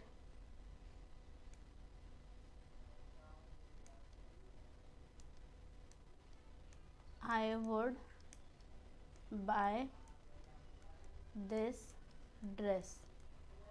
ठीक है, तो जैसे कि अगर मैं लंबी होती तो मैं इस ड्रेस को ज़रूर खरीद लेती। इसका मतलब हूँ नहीं, है ना, कहना तो यही चाह रहा है कि इसका मतलब बहुत लंबे हैं नहीं, अगर होते तो ज़रूर खरीदते इस चीज़ को। तो अब ये एक इमेजिनरी सिचुएशन ही तो है कि आप सिर्फ इमेजिन कर रहे हैं चीज़ों को, जबकि ये चीज़ें पॉसिबल तो नहीं है।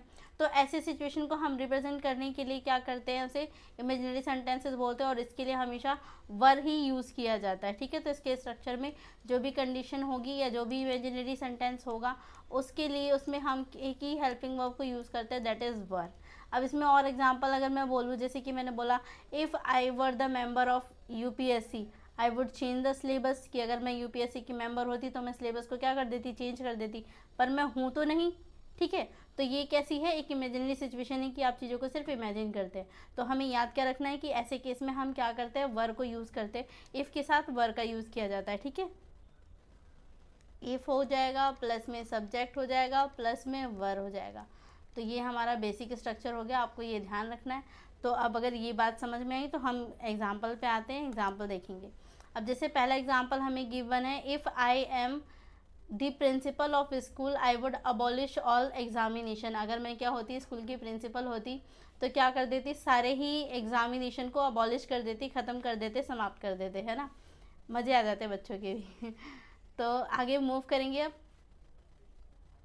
तो अब करना क्या है, पहले तो आपको वीडियो को पॉज करके इसे सॉर्ट आउट करना है कि कौन से पार्ट में एरर है, देन उसको इम्प्रूव करना है। ठीक है, तो अब जैसे इस वाले में अगर आप देखेंगे तो यहाँ पर हमारा जो पहला वाला सिचुएशन बन रहा है, if I am the principle of the school, तो आप यहाँ देखेंगे एम यूज़ कर लिया गया। और अभी हमने बात किया पीछे वाला, तो ठीक है, वुड अबॉलिश, वुड यूज़ किया जाता है क्योंकि अगर ये पास्ट में होगा तो ये भी पास्ट में ही होगा, तो ये तो ठीक है। अब यहाँ पे प्रॉब्लम क्या है, इस एम में है, दैट मीन्स ए पार्ट के अंदर एरर है। इसको इम्प्रूव करने के लिए आपको करना क्या है, तो आप इस एम को रिप्लेस करेंगे। एम की जगह पे अभी हमने देखा सिंपल होता है, सिर्फ वर को यूज़ किया जाता है, तो वर यूज़ किया जाएगा, बस ये ठीक हो जाएगा। ठीक है, नेक्स्ट पे देखिए, नेक्स्ट एग्जांपल में गिवन है, if I was you I should tell him the truth. अगर मैं तुम्हारी जगह होता तो मैं क्या कर देता, सच्चाई बता देता, है ना। तो यहाँ पर भी क्या है, हूँ तो नहीं पर तुम्हारी जगह, दैट मीन्स इमेजिनरी हो गया, और हम जानते हैं सिर्फ एक ही यूज़ किया जाता है, दैट इज़ वर। तो ऑप्शन बी हमारा क्या हो जाएगा, राइट आंसर हो जाएगा। ठीक है स्टूडेंट्स, आई होप ये बात आपको अच्छे से समझ में आई होगी। तो ये रूल काफ़ी लेंदी था, 7th रूल, जहाँ पे हमने इफ़ और वेदर के रूल को समझा। इफ़ में हमने देखा कि बहुत सारी चीज़ों के लिए, डाउट बताने के लिए, कंडीशन बताने के लिए, इमेजिनेशन बताने के लिए क्या है यूज़ किया जाता है, वुड का यूज़ सिर्फ डाउट बताने के लिए किया जाता है। सबसे पहले हमने डाउट की सिचुएशन देखी, उसके बाद हमने कंडीशन वाली सिचुएशन देखी, और फिर हमने इमेजिनरी की सिचुएशन देखी। आप आई होप कि चीज़ें आपको अच्छे से क्लियर होंगी, क्योंकि हमने बहुत डिटेल में जाके चीज़ों को समझा है। नहीं क्लियर हुआ होगा तो आप वीडियो को एक बार फिर दोबारा रिवाइंड करके ज़रूर देखें। तो मूव करेंगे नेक्स्ट रूल की तरफ, दैट इज़ हम बढ़ते हैं आगे अपने 8th रूल की तरफ। और ये रूल भी काफ़ी हद तक पीछे वाले रूल से रिलेटेड ही है, या आप कह दें काफ़ी हद तक कि किस पे बेस है, टेंस पे बेस है। क्या कहना चाह रहे हैं हम यहाँ पर, जैसे हमने कई बार सेंटेंसेस के अंदर देखा है, ये जो एरर है ये किससे रिलेटेड है, जो रूल है टेंस से रिलेटेड है। अब हमने कई बार सेंटेंस के अंदर देखा है 2 बार हैड यूज़ कर दिया जाता है ना, 2 बार हैव यूज़ करके दे दिया जाता है, 2 बार हैज़ या हैव यूज़ कर दिया गया, हैड या हैड। तो बहुत कन्फ्यूजन रहती है, क्या 2 बार हेल्पिंग वर्ब आ सकते हैं, 2 बार हैड यूज़ हो रहा है, 2 बार हैव यूज़ हो रहा है, क्या ये सही भी हो सकता है कि नहीं हो सकता है। ज़्यादातर हम जब 2 बार हैड या हैव देखते हैं कैंसिल कर देते हैं कि नहीं ये क्वेश्चन ही गलत है ना, एग्ज़ाम में क्वेश्चन ही गलत आ गया। तो ऐसा नहीं होता, कई सिचुएशन ऐसी होती हैं, कुछ चीज़ें ऐसी होती हैं, जैसे कि हेड के केस की बात करें तो 2 हेड एक सेंटेंस में आ सकते हैं, वहाँ कोई प्रॉब्लम नहीं है, ठीक है। तो इसी को हम समझेंगे कि कब 2 बार हेल्पिंग वर्ब ये हैज़ हैव वाले आ सकते हैं, ठीक है। तो पहले इसे थोड़ा सा क्लियर करेंगे।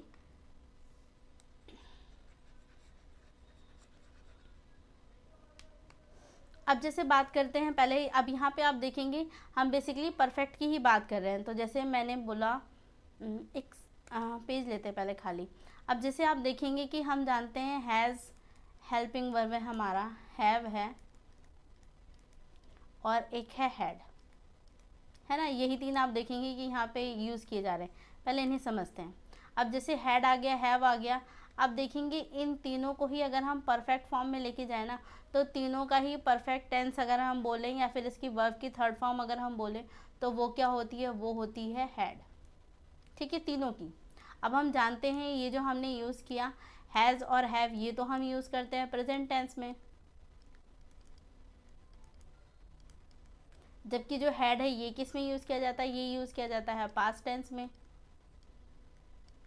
और वो भी कहाँ पे, पास्ट कॉन्टीन्यूअस में, पास्ट परफेक्ट में या पास्ट परफेक्ट कॉन्टीन्यूअस में। ऐसे ही ये कहाँ यूज़ किया जाता है, प्रेजेंट परफेक्ट में। तो मैं लिख भी देती हूँ यहाँ प्रेजेंट परफेक्ट, ऐसे ये पास्ट परफेक्ट, ठीक है। अब अगर हम बात करें इसके वर्ब के थर्ड फॉर्म की, तो ये जो हैड है ये तीनों का ही वर्ब का थर्ड फॉर्म है। किस किस का, या मैं कहूँ तीनों ही ये क्या है, परफेक्ट फॉर्म है।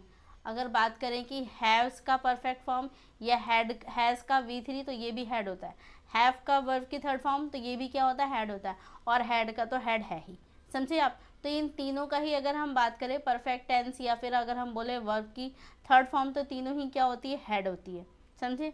अब इतनी बातें तो क्लियर हुई। अब आते हैं इस पे। अब यहाँ पे हमने देखा हैड और हैड, तो यस 2 बार हैड आ सकते हैं, ठीक है। कैसे, पहले से समझते हैं एग्जाम्पल के थ्रू। अब जैसे मान लीजिए कि मैंने आपको दिया एक एग्जाम्पल, लिखते हैं हमने यहाँ लिखा आई हैड आ लंच। एक और लिखेंगे एग्जाम्पल, जैसे लिखा I had taken a lunch, है ना। अब आप यहाँ पे देखिए क्या है, हम जानते हैं कि जो हमारा हेल्पिंग वर्ब होता है, जब हमारे सब्जेक्ट में कोई मेन वर्ब नहीं होता तो हमारा हेल्पिंग वर्ब ही क्या करता है, वहाँ मेन वर्ब का काम करता है ना। ये बात तो हम अच्छे से जानते हैं। अब आप इसे देखेंगे तो ये किस में चला गया है, आई हैड आ लंच। अब आप इसे देखेंगे तो ये कौन से टेंस में चला गया है, ये है हमारा सिंपल पास्ट में, कह सकते हैं हम कि ये किस में है, सिंपल पास्ट में है। तो ये हमारा हो गया सिंपल पास्ट में, ये कहना चाह रहे हैं हम। अब देखिए सिंपल पास्ट में अगर चीज़ें आती हैं तो आप देखिए यहाँ पे आ गया हैड, और हमने कहा हैड क्या है, वर्ब की थर्ड फॉर्म होती है, दैट मीन्स ये क्या होगा, वर्ब की थर्ड फॉर्म होगा। और हम जानते हैं अगर वर्ब की थर्ड फॉर्म आएगा तो अपने साथ बिना हेल्पिंग वर्ब लिए तो आता ही नहीं है, दैट मीन्स ये वर्ब की थर्ड फॉर्म नहीं हो सकता, है ना। यही कहना चाह रहे हैं हम। आई होप आप मेरी बात को समझ रहे हैं अच्छे से कि मैं क्या समझाना चाह रही हूँ। अच्छा, हम दोबारा से शुरू करते हैं।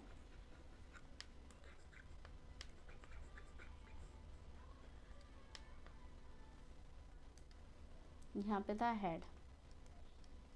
अब हम जानते हैं कि कई जगह पे क्या होता है, जो हमारा हेल्पिंग वर्ब होता है, हमारा जो हेल्पिंग वर्ब होता है ये क्या करता है, मेन वर्ब का भी काम करता है। जब हमारे सेंटेंस में क्या नहीं होता, मेन वर्ब नहीं होता, तो हेल्पिंग वर्ब भी क्या करता है, मेन वर्ब का काम करता है।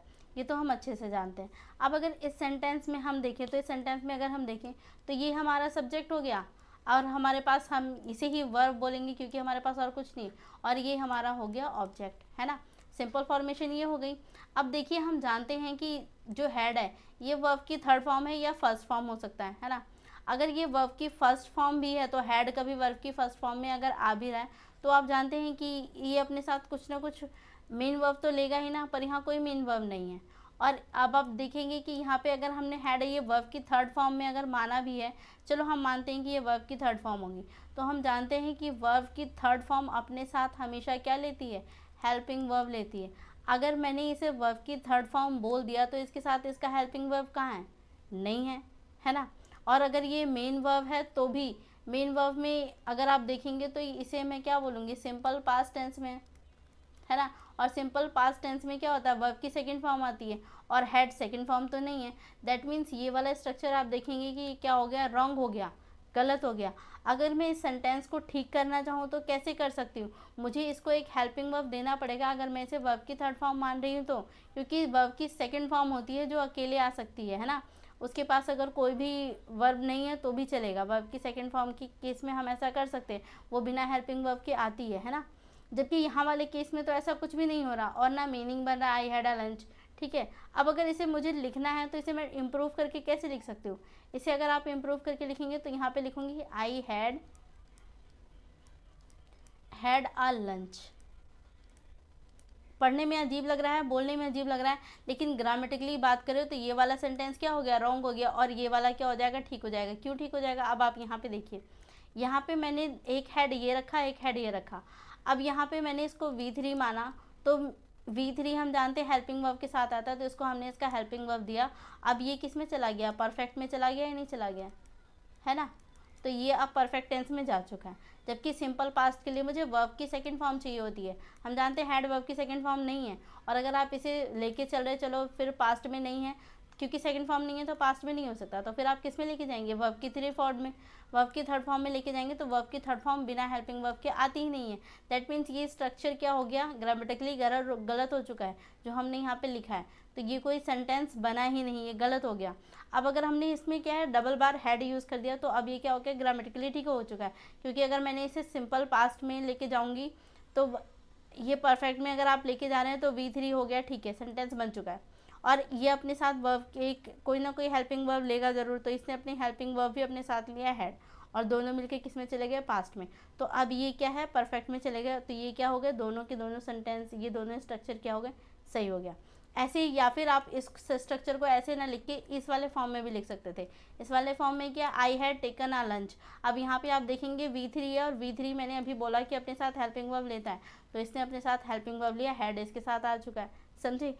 तो यहाँ पे ये वाला जो हैड आया ना, ये V3 का काम कर रहा है, ये कोई हेल्पिंग वर्ब बन के नहीं बल्कि मेन वर्ब बन के आया हुआ है, समझे। तो ये वाला स्ट्रक्चर सेकंड वाला और थर्ड वाला तो ठीक है, लेकिन फर्स्ट वाला स्ट्रक्चर क्या हो जाएगा, ग्रामेटिकली गलत है। तो आई होप ये बात आपको समझ में आई होगी। इस एग्जांपल से आपको ये भी समझ में आए कि 2 बार हैड आ सकता है, ठीक है, कोई प्रॉब्लम नहीं होगी। अब ऐसी ही बात करते हैं हैव और हैव। क्या हैव आ सकता है, नहीं। हैव क्या है, वर्ब की फर्स्ट फॉर्म है, और ये भी वर्ब की फर्स्ट फॉर्म है, तो ये नहीं आ सकता।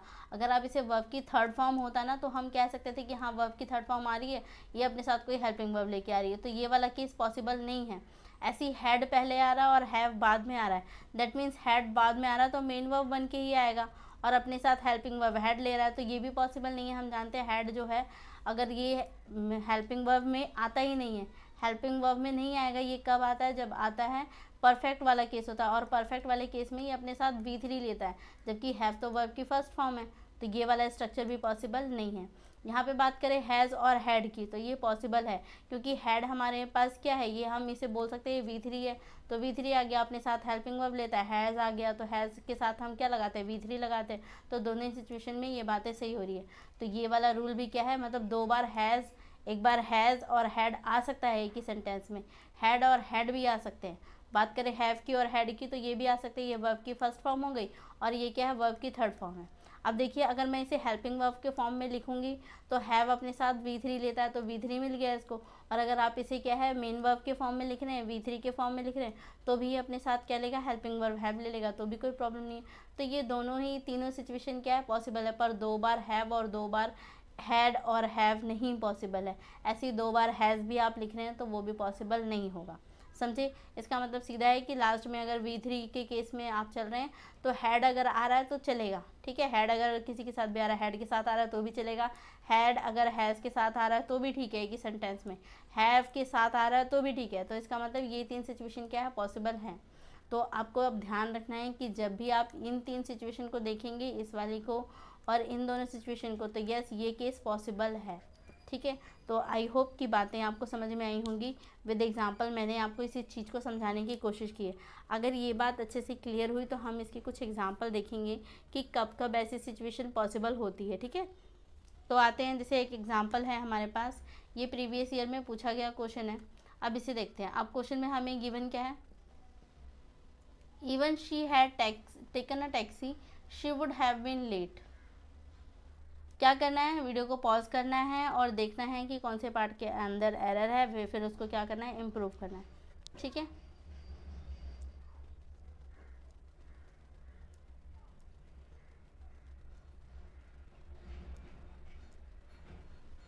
अब आप देखेंगे तो ये कौन सा केस बन रहा है, ये एग्जाम्पल तो कुछ अलग हो गया। अब यहाँ पे देखेंगे even she had taken a taxi she would have been late, ये इमेजिनरी, ये तो कंडीशनल वाले में ही चला गया।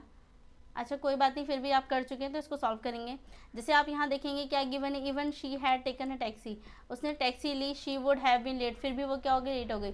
तो कंडीशन ही तो इम्पोज किया जा रहा है, तो यहाँ पे क्या हो जाएगा, बताना है कि इसको इम्प्रूव करने के लिए आप क्या लगाएंगे। तो हम देख पा रहे हैं कि कंडीशन ही बताया जा रहा है यहाँ इवन लगा के, मतलब ये आप देखेंगे तो यहाँ पे कंडीशन इम्पोज की जा रही है और कंडीशन यही वाली कंडीशन है, तो इसके साथ हम जानते हैं इफ़ यूज़ होना चाहिए था, नहीं यूज़ हो रखा, दैट मीन्स क्या हो जाएगा, ऑप्शन ए हमारा राइट आंसर हो जाएगा, बाकी ऑप्शन नहीं होंगे। ठीक है, तो ये कंडीशनल वाला केस था। तो आई होप चीज़ें आपको यहाँ पे भी अच्छे से क्लियर हुई होंगी। ठीक है, तो ये वाला कॉन्सेप्ट भी आपको अच्छे से क्लियर हो चुका होगा कि हम किन चीज़ों को रख सकते हैं। अगर हैड और हैड आ रहा है तो हो सकता है, हैज़ और हैड आ रहा है तो भी हो सकता है, हैव और हैड आ रहा है तो भी ये केस पॉसिबल है। तो आई होप ये रूल अच्छे से क्लियर हुआ होगा। अब हम मूव करते हैं नेक्स्ट रूल की तरफ, दैट इज़ रूल नंबर 9। क्या है यहाँ पर, हम बात करेंगे अनलेस की, अनटिल की और दैट की। अब आप जानते हैं कि तीनों ही वर्ड, पहली चीज़ जो हम समझ रहे हैं, ये तीनों ही वर्ड कैसे होते हैं, नेगेटिव वर्ड्स होते हैं। ये थी हमारी पहली बात कि तीनों ही क्या होते हैं, नेगेटिव होते हैं। अगर ये सेंटेंस के अंदर आ रहे हैं तो ये अपने साथ नॉट नहीं लेंगे। ठीक है, ज़्यादातर ये बात कही जा रही है अनलेस और अनटिल के लिए, दोनों ही कैसे हैं, नेगेटिव वर्ड है। ठीक है, अब यहाँ पे देखते हैं अनटिल यूज़ किस लिए किया जाता है, अनलेस और दैट। जब आप अनटिल यूज़ करते हैं तो अनटिल किस लिए यूज़ किया जाता है, टाइम बताने के लिए, टाइम पे फोकस होता है, तो उसको बताने के लिए हम क्या है, जब सेंटेंस में जो फोकस होता है वो टाइम के ऊपर होता है तो वहाँ हम अनटिल को यूज़ करते हैं। अनलेस जब कंडीशन को यूज़ करना होता है, अभी हमने देखा कंडीशनल वाले क्लॉज को, अभी हम पढ़ के आगे आए, हमने देखा कि इफ़ क्या है, कंडीशन बताने के लिए यूज़ किया जाता है, और ऐसे ही अनलेस भी कंडीशन बताने के लिए इफ़ यूज़ किया जाता है। पर दोनों में डिफरेंस क्या है, तो पहले इसको समझते हैं। इफ़ भी क्या करता था, कंडीशन को बताता था, और अनलेस भी क्या है, कंडीशन को बताता है। पर दोनों में डिफरेंस क्या है, जैसे मैंने बोला अनलेस ये क्या है, नेगेटिव वर्ड है। ठीक है, तो अगर आपके सेंटेंस में नॉट है तो आप अनलेस वहाँ लगा सकते हैं, जबकि इफ़ के साथ आपको नॉट लगाना पड़ेगा। इफ़ नॉट लगाने के बाद आपका जो सेंस बनता है ना, उसका मतलब अनलेस ही है, दोनों एक दूसरे के बराबर ही है। इसका मतलब पॉजिटिव वाला केस होता था तो हम इफ़ यूज़ करते थे, नेगेटिव केस होगा तो आप अनलेस यूज़ करेंगे या फिर इफ़ के साथ नॉट यूज़ करेंगे। तो दोनों की बातें आई होप कि क्लियर हुई होंगी। इफ़ वाले केस में हम ज़्यादातर चीज़ों को पॉजिटिव सेंस में लेके चलते हैं। अगर पॉजिटिव स्टेटमेंट है तो वहाँ पे अगर हमें कंडीशन इम्पोज करनी है तो हम इफ़ को यूज़ करते हैं। लेकिन अनलेस के केस में क्या होता है, नेगेटिव चीज़ों को बताना होता है तो हम वहाँ नेगेटिव यूज़ नहीं करते, उसकी जगह पे सीधा अनलेस यूज़ कर लिया जाता है। तो यहाँ पे भी हम कंडीशन बता रहे हैं, पर यहाँ पे नेगेटिव कंडीशन है, मतलब कि नॉट भी यूज़ किया जा रहा है सेंटेंस में।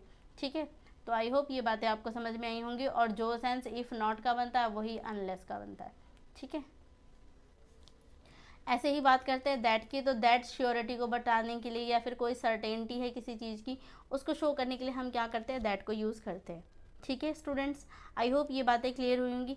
अब इसी चीज़ को हम थोड़े एग्जाम्पल के थ्रू है, क्या है, Ram will wait for this exam until Monday, और सेकंड वाले में आप देखेंगे Ram will wait for this exam until she comes. अब यहाँ पे आप देखिए, पहले इनका हम समझते हैं पार्ट्स ऑफ स्पीच। आप देखेंगे फर्स्ट वाले में भी अनटिल यूज़ किया गया है, सेकंड वाले में भी अनटिल यूज़ किया गया है। ठीक है, तो पहले अभी हम पार्ट्स ऑफ स्पीच समझ रहे हैं। अब तक हम दो बातें समझे। पहली चीज़ हम समझे कि नेगेटिव वर्ड होते हैं तो इनके साथ नॉट नहीं यूज़ किया जाता। दूसरी चीज़ हमें पता चली, इनकी यूज़ पता चला कि अनटिल को क्या है, हम टाइम की अकॉर्डिंग यूज़ करते हैं। जब हमें सेंटेंस में टाइम पे फोकस करना होता है तो हम क्या करते हैं, अनटिल को यूज़ करते हैं। अब इसी अनटिल का हम क्या है, पार्ट्स ऑफ स्पीच समझने की कोशिश कर रहे हैं। अब जैसे यहाँ पे देखेंगे, Ram will wait for this exam until Monday, तो आप यहाँ पे देखेंगे मंडे ये हमारा क्या हो चुका है, ये यहाँ पे अगर आप देखेंगे तो कैसे यूज़ किया गया, एक प्रीपोजिशन की तरह। अब अनटिल क्या है, टाइम बताने का काम कर रहा है, और यहाँ पे एक प्रीपोजिशन का काम कर रहा है। क्यों बोला, क्योंकि प्रीपोजिशन के जस्ट बाद क्या आता है, उसका ऑब्जेक्ट, और आप देखेंगे यहाँ पे इसका ऑब्जेक्ट आया है। यहाँ पे जो अनटिल आया इसके बाद कोई ऑब्जेक्ट नहीं है, आप यहाँ पे देखेंगे क्लॉज आ गया है। क्लॉज क्यों, क्योंकि हमें यहाँ पे सब्जेक्ट भी मिल चुका है, प्लस में वर्ब भी मिल चुका है, ठीक है। तो सब्जेक्ट प्लस वर्ब क्या हो जाता है, क्लॉज हो गया, तो ये हमारा एक क्लॉज हो गया। तो यहाँ पे अनटिल क्या है, एक क्लॉज के लिए आया हुआ है, यानी कि इसके बाद इसका ऑब्जेक्ट नहीं है, एक क्लॉज आ गया, समझे। तो इसका मतलब एक क्लॉज ये हो गया। और आप देखेंगे Ram will wait for this exam, ये एक अनदर क्लॉज हो गया, एक क्लॉज यहाँ पर भी है। तो यहाँ पे क्या कर रहा है, ये जो अनटिल है दो क्लॉज को जोड़ने का काम कर रहा है, क्लॉज 1 और क्लॉज 2, दो क्लॉज को जो जोड़ने का काम करता है उसे हम क्या बोलते हैं, कंजंक्शन। तो यहाँ पे ये जो अनटिल है किसका काम कर रहा है, तो ये काम कर रहा है कंजंक्शन का, ठीक है। तो आई होप कि आप पार्ट्स ऑफ स्पीच भी समझे कि अनटिल क्या है, प्रीपोजिशन की तरह भी यूज़ हो सकता है, प्रीपोजिशन की तरह भी यूज़ हो सकता है, और साथ में ये क्या होता है, सेंटेंस के अंदर कंजंक्शन का काम भी करता है, ठीक है। आप समझते हैं अनलेस को, तो अनलेस क्या है, कंडीशन बता रहा है। और अनलेस ज़्यादातर जब यूज़ किया जाता है तो ये हमेशा क्या बताता है, ये दो क्लॉज को ऐड करने के लिए यूज़ किया जा सकता है, या फिर इसे आप सिंपल बोल सकते हैं कि अनलेस क्या है, अगर सेंटेंस में आ रहा है तो वो कंजंक्शन की तरह यूज़ किया जाता है, ठीक है। अब इसे समझते हैं, एक ब्लैंक पेपर को पहले ऐड करते हैं, एक सेकेंड।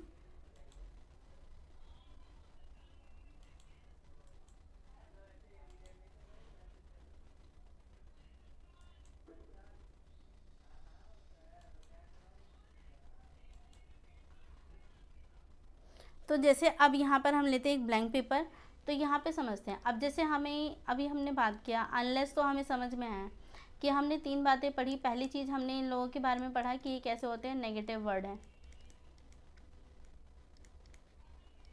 फिर सेकंड में हमने देखा कि अनटिल के बारे में हमने देखा, अनटिल क्या है, प्रीपोजिशन की तरह भी काम कर सकता है सेंटेंस में, और कंजंक्शन का काम भी करता है, ठीक है।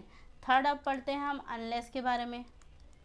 तो अनलेस मैंने बताया कि ये ज़्यादातर जब काम करता है तो किसका काम करता है, कंजंक्शन का काम करता है, क्योंकि ये दो क्लॉज को ऐड करने के लिए ही लाया जा रहा है। कंडीशन का मतलब ये हो गया, आप दो क्लॉज को, एक जो कंडीशन बताएगा और दूसरी एक सिंपल क्लॉज हो जाएगी, ठीक है। तो जैसे एग्जांपल के लिए मान लीजिए कि मैंने आपको यहाँ दिया एग्जांपल,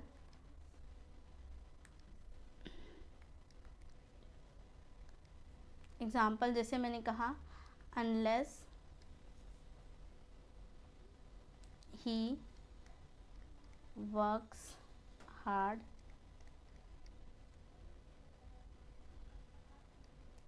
he will not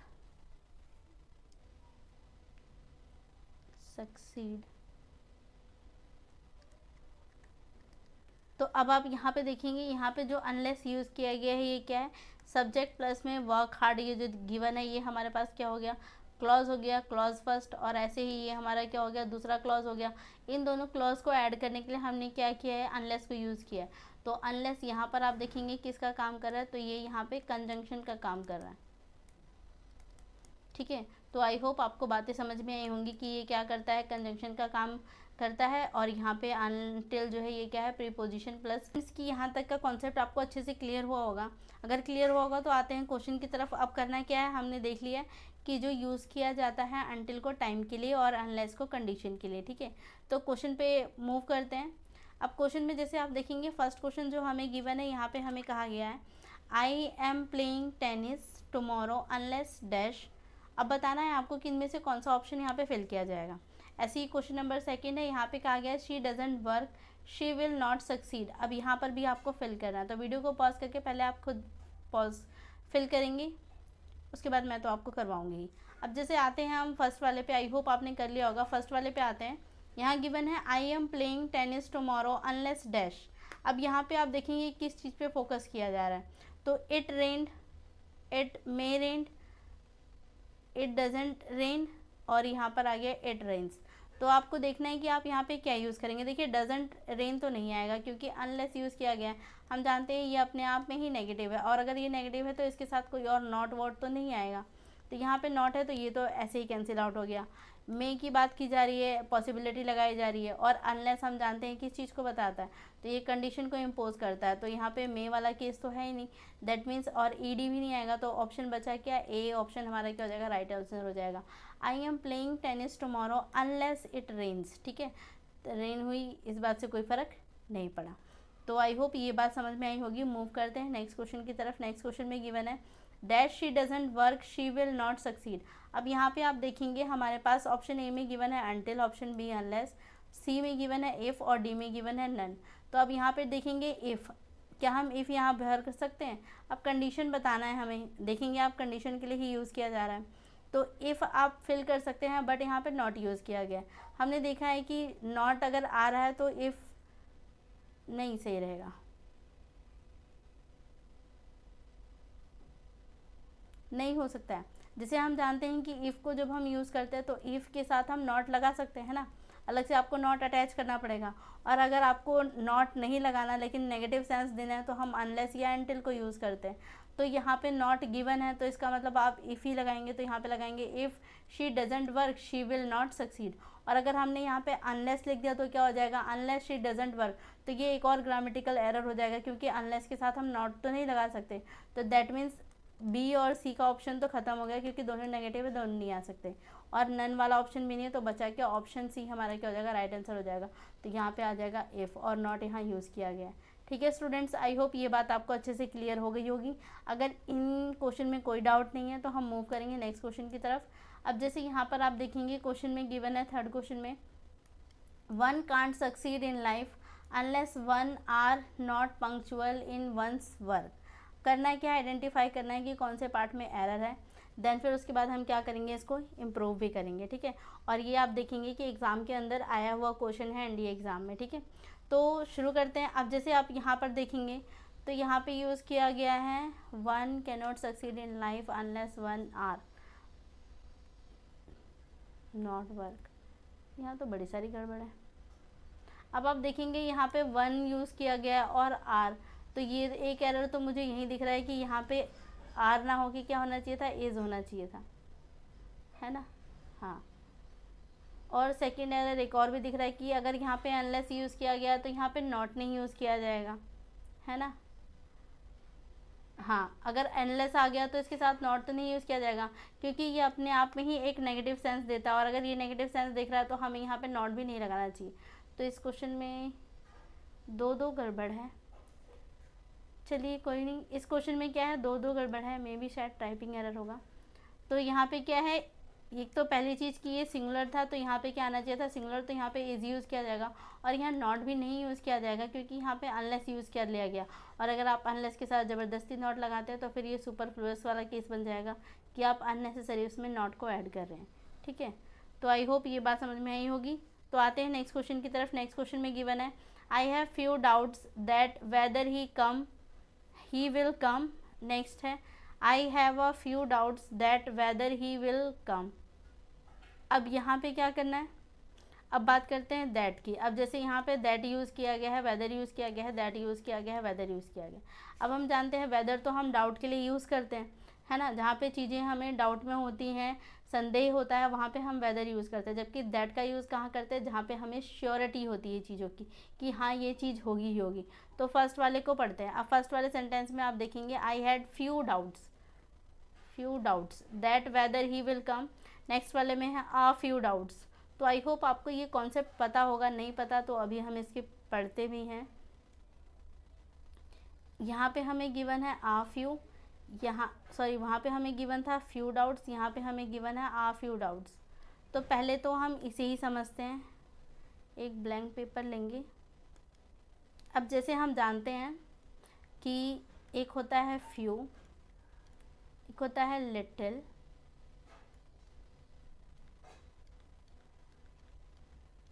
ठीक है, ऐसे ही एक होता है आ फ्यू, एक होता है आ लिटिल, अब दोनों में डिफरेंस किस चीज़ का है इसे समझते हैं। देखिए, जहाँ हम बात कर रहे हैं फ्यू की या लिटिल की, इसका मतलब कोई चीज़ क्या है, बिल्कुल ना के बराबर है, जिसे हम बोल सकते हैं नेग्लिजिबल है कोई चीज़।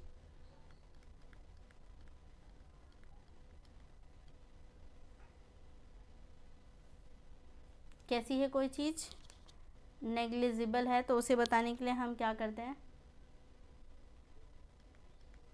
उसके लिए हम क्या करें, फ्यू या लिटिल कह रहे हैं, इसका मतलब वो चीज़ है ही नहीं, बिल्कुल ना के बराबर है, जिसे हम कह सकते हैं, मतलब कि है ही नहीं एक तरीके से, ठीक है, उसे कह सकते हैं। आ फ्यू और आ लिटिल की जब हम बात करते हैं, इसका मतलब थोड़ी बहुत कम क्वांटिटी है बट है, थोड़ी बहुत है, तो इसे आप बोल सकते हैं एटलीस्ट समथिंग, कुछ तो है, एटलीस्ट सम,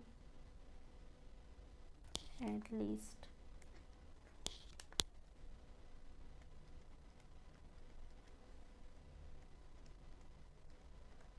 समथिंग। तो इसका मतलब क्या है, कम है लेकिन है, थोड़ा बहुत तो है, इसका मतलब ये है कि कम है। इसका मतलब क्या हो गया कि है ही नहीं, जब चीज़ कोई है ही नहीं, इसका मतलब कुछ वो ही नहीं है। अब आते हैं सेंटेंस में, देखते हैं इसको, इस चीज़ को।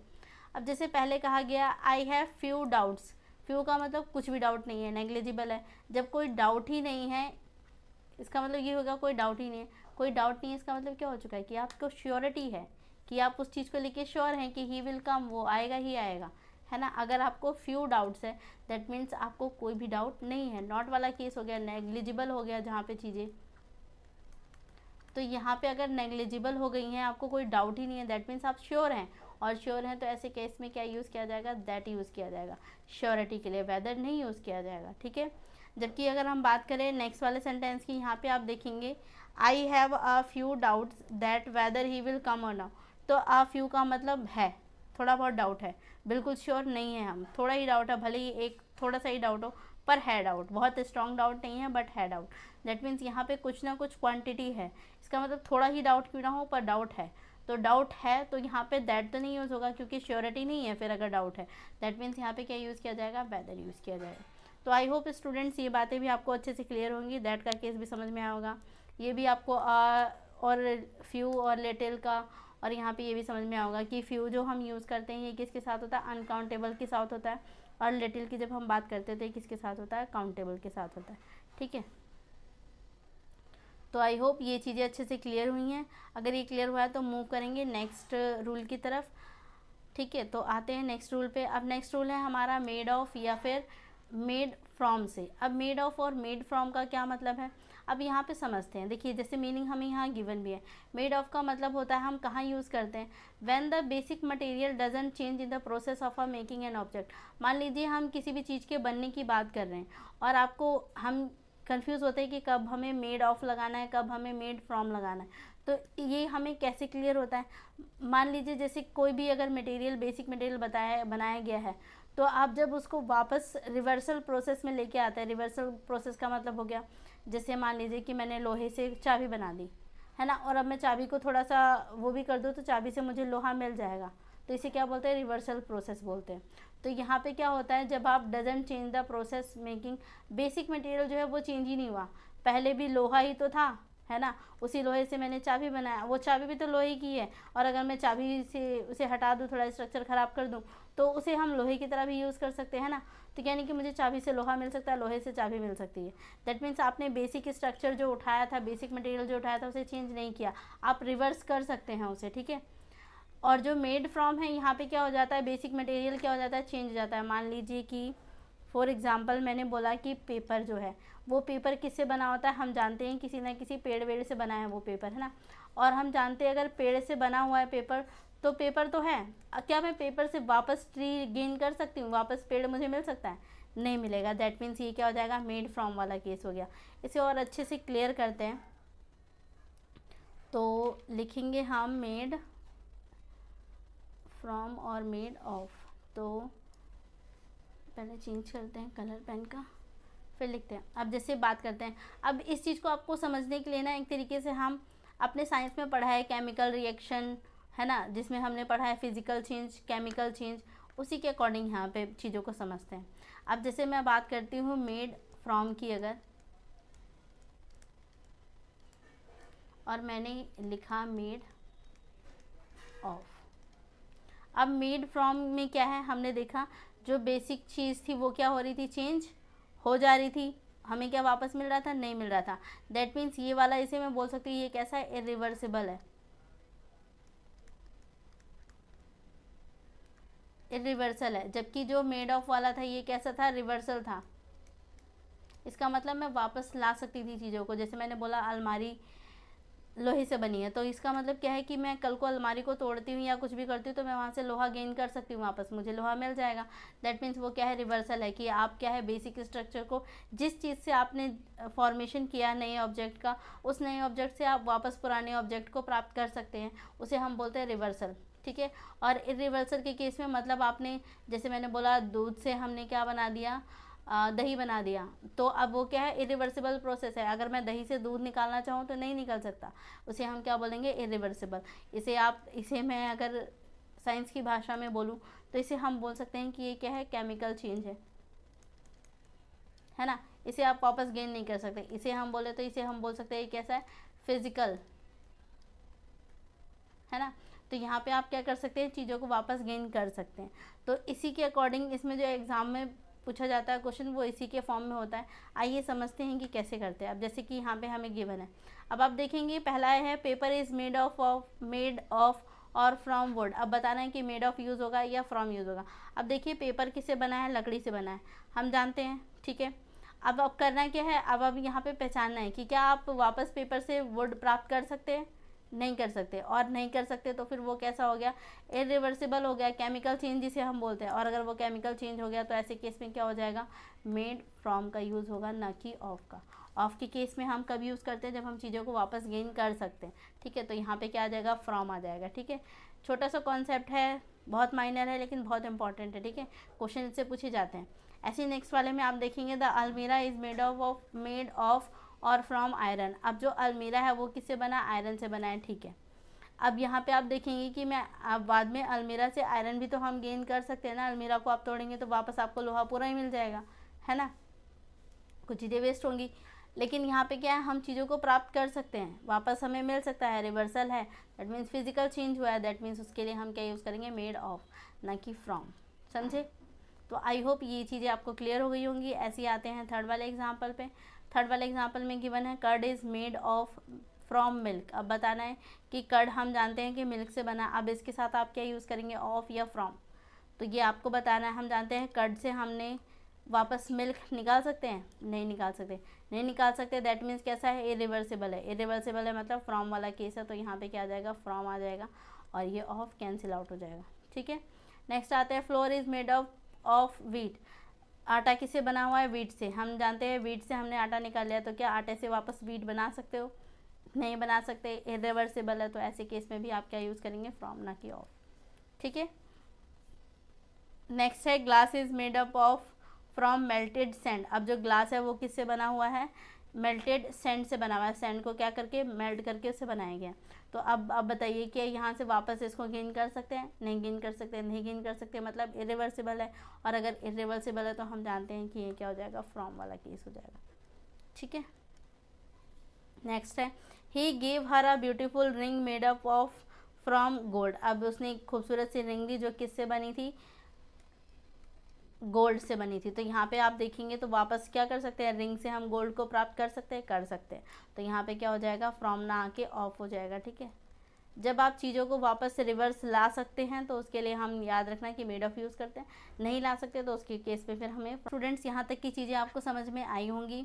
तो आज हमने कुछ रूल देखे जिसमें हमने बहुत सारी चीज़ें सीखी और एग्ज़ाम में बहुत फ्रिक्वेंटली पूछे जाते हैं, ऐसे रूल्स को हमने पढ़ा है। तो आज की क्लास को हम यहीं पे वाइंड अप करेंगे, ठीक है। एक बार देख लेते हैं कि हमने बेसिकली कौन कौन से रूल्स को पढ़ा है। आज हमने जो स्टार्ट किया था रूल नंबर 6 से किया था। रूल नंबर 6 हमने पढ़ा था मेड ऑफ वाला केस। मेड ऑफ के केस में हमने देखा था मेड ऑफ का यूज़ काउंटेबल के साथ भी किया जा सकता है, अनकाउंटेबल नाउन के साथ भी किया जा सकता है। अगर काउंटेबल नाउन है तो यहाँ पे सिंगुलर का केस भी हो सकता है, प्लूरल का केस भी हो सकता है। सिंगुलर के केस पे काउंटेबल नाउन है तो उसके साथ सिंगुलर वर्ब हो जाएगा, और प्लूरल के केस में प्लूरल नाउन है तो प्लूरल वर्ब हो जाएगी। और अनकाउंटेबल नाउन अगर आ जाता है तो हम जानते हैं हम काउंट ही नहीं कर सकते। अगर आप चीज़ों को काउंट नहीं कर सकते दैट मीन्स उसे हम क्या मानते हैं, सिंगुलर। तो यहाँ पे क्या हो जाता है, सिंगुलर वर्ब यूज हो जाता है। ये हमने अपना फर्स्ट रूल पढ़ा था। इसके बाद फिर हम आए थे सेकंड रूल पे, काफ़ी लेंदी था ये रूल। यहाँ पे हमने इफ़ और वेदर का केस पढ़ा था। हमने यहाँ पे पहले वेदर को अच्छे से समझा कि वेदर का दो तरीके से यूज़ किया जा सकता है। एक तो वेदर का यूज़ इसके पेयर के साथ, ऑफ के साथ किया जा सकता है, और दूसरा हमने देखा कि ये हमें डाउट बताने का भी काम करता है। ठीक है, जब हमें चीज़ों में डाउट होता है, संदेह होता है, तो उस चीज़ को रिप्रेजेंट करने के लिए भी हम वेदर को यूज़ करते हैं। ऐसे ही इफ़ का भी हमने यूज़ देखा, इफ़ को डाउट बताने के लिए, कंडीशन के लिए और इमेजिनेशन के लिए यूज़ किया जाता है। सबसे पहले हमने यहाँ पे डाउट वाला केस समझा था। तो डाउट वाले केस में हमने क्या देखा था, तो डाउट वाले केस में हमने देखा कि डाउट के केस में हम इफ़ भी यूज़ कर सकते हैं, वेदर भी यूज़ कर सकते हैं, और दोनों का सिमिलर मीनिंग होता है। ना इनके मीनिंग में कुछ खास चेंज आता है, ना कोई भी सेंस में चेंज नहीं होता। लेकिन जो डिफरेंस है वो किस चीज़ का है, सिर्फ इनके पेयरिंग का। अगर मान लीजिए सेंटेंस के अंदर और दे दिया जाता है, तो ऐसे केस में हमें क्या होता है, वहाँ सिर्फ वेदर यूज़ करना होता है, फिर आप वहाँ पर इफ़ यूज़ नहीं कर पाते थे। ठीक है, तो ये था हमारा दूसरा सेकेंड रूल का ए पार्ट। आते हैं अब इसमें हमने कंडीशन पे बात की थी। कंडीशन में पहले हमने समझा कि कब हम कंडीशन मानते हैं, कब नहीं मानते, कब कंडीशन कहा जाता है, कब नहीं कहा जा सकता। इसके अलावा फिर हमने यहाँ पे समझा कि कंडीशनल सब्जेक्ट में 2 बार फ्यूचर टेंस यूज़ नहीं किया जा सकता। तो यानी कि जो हमारा कंडीशनल क्लॉज होगा या तो प्रेजेंट में होगा या पास्ट में होगा। अगर वो प्रेजेंट में है तो प्रेजेंट इंडेफिनाइट में ही होगा टेंस के अकॉर्डिंग, और अगर वो पास्ट में है तो सिंपल पास्ट या पास्ट परफेक्ट में हो सकता है। ठीक है, तो ये 3 ही हमारे पास क्या बने थे, कंडीशनल। इसमें भी हमने डिटेल से इसको समझा। प्रेजेंट इंडेफिनाइट का केस होगा तो ये वाला स्ट्रक्चर हो जाएगा, और अगर प्रेजेंट इंडेफिनाइट है हमारा कंडीशनल क्लॉज, तो हमारा जो दूसरा क्लॉज होगा या तो वो प्रेजेंट इंडेफिनाइट हो सकता है या फ्यूचर इंडेफिनाइट। ये भी हमने समझा कि कब फ्यूचर इंडेफिनाइट हो सकता है और कब प्रेजेंट इंडेफिनाइट हो सकता है। ठीक है, फिर हमने देखा कि पास्ट इंडेफिनाइट में अगर हमारा क्लॉज है तो यहाँ पे वुड या फिर कोई भी मॉडल वर्ब उसके साथ यूज़ किया जा सकता है, वर्ब की फर्स्ट फॉर्म के साथ।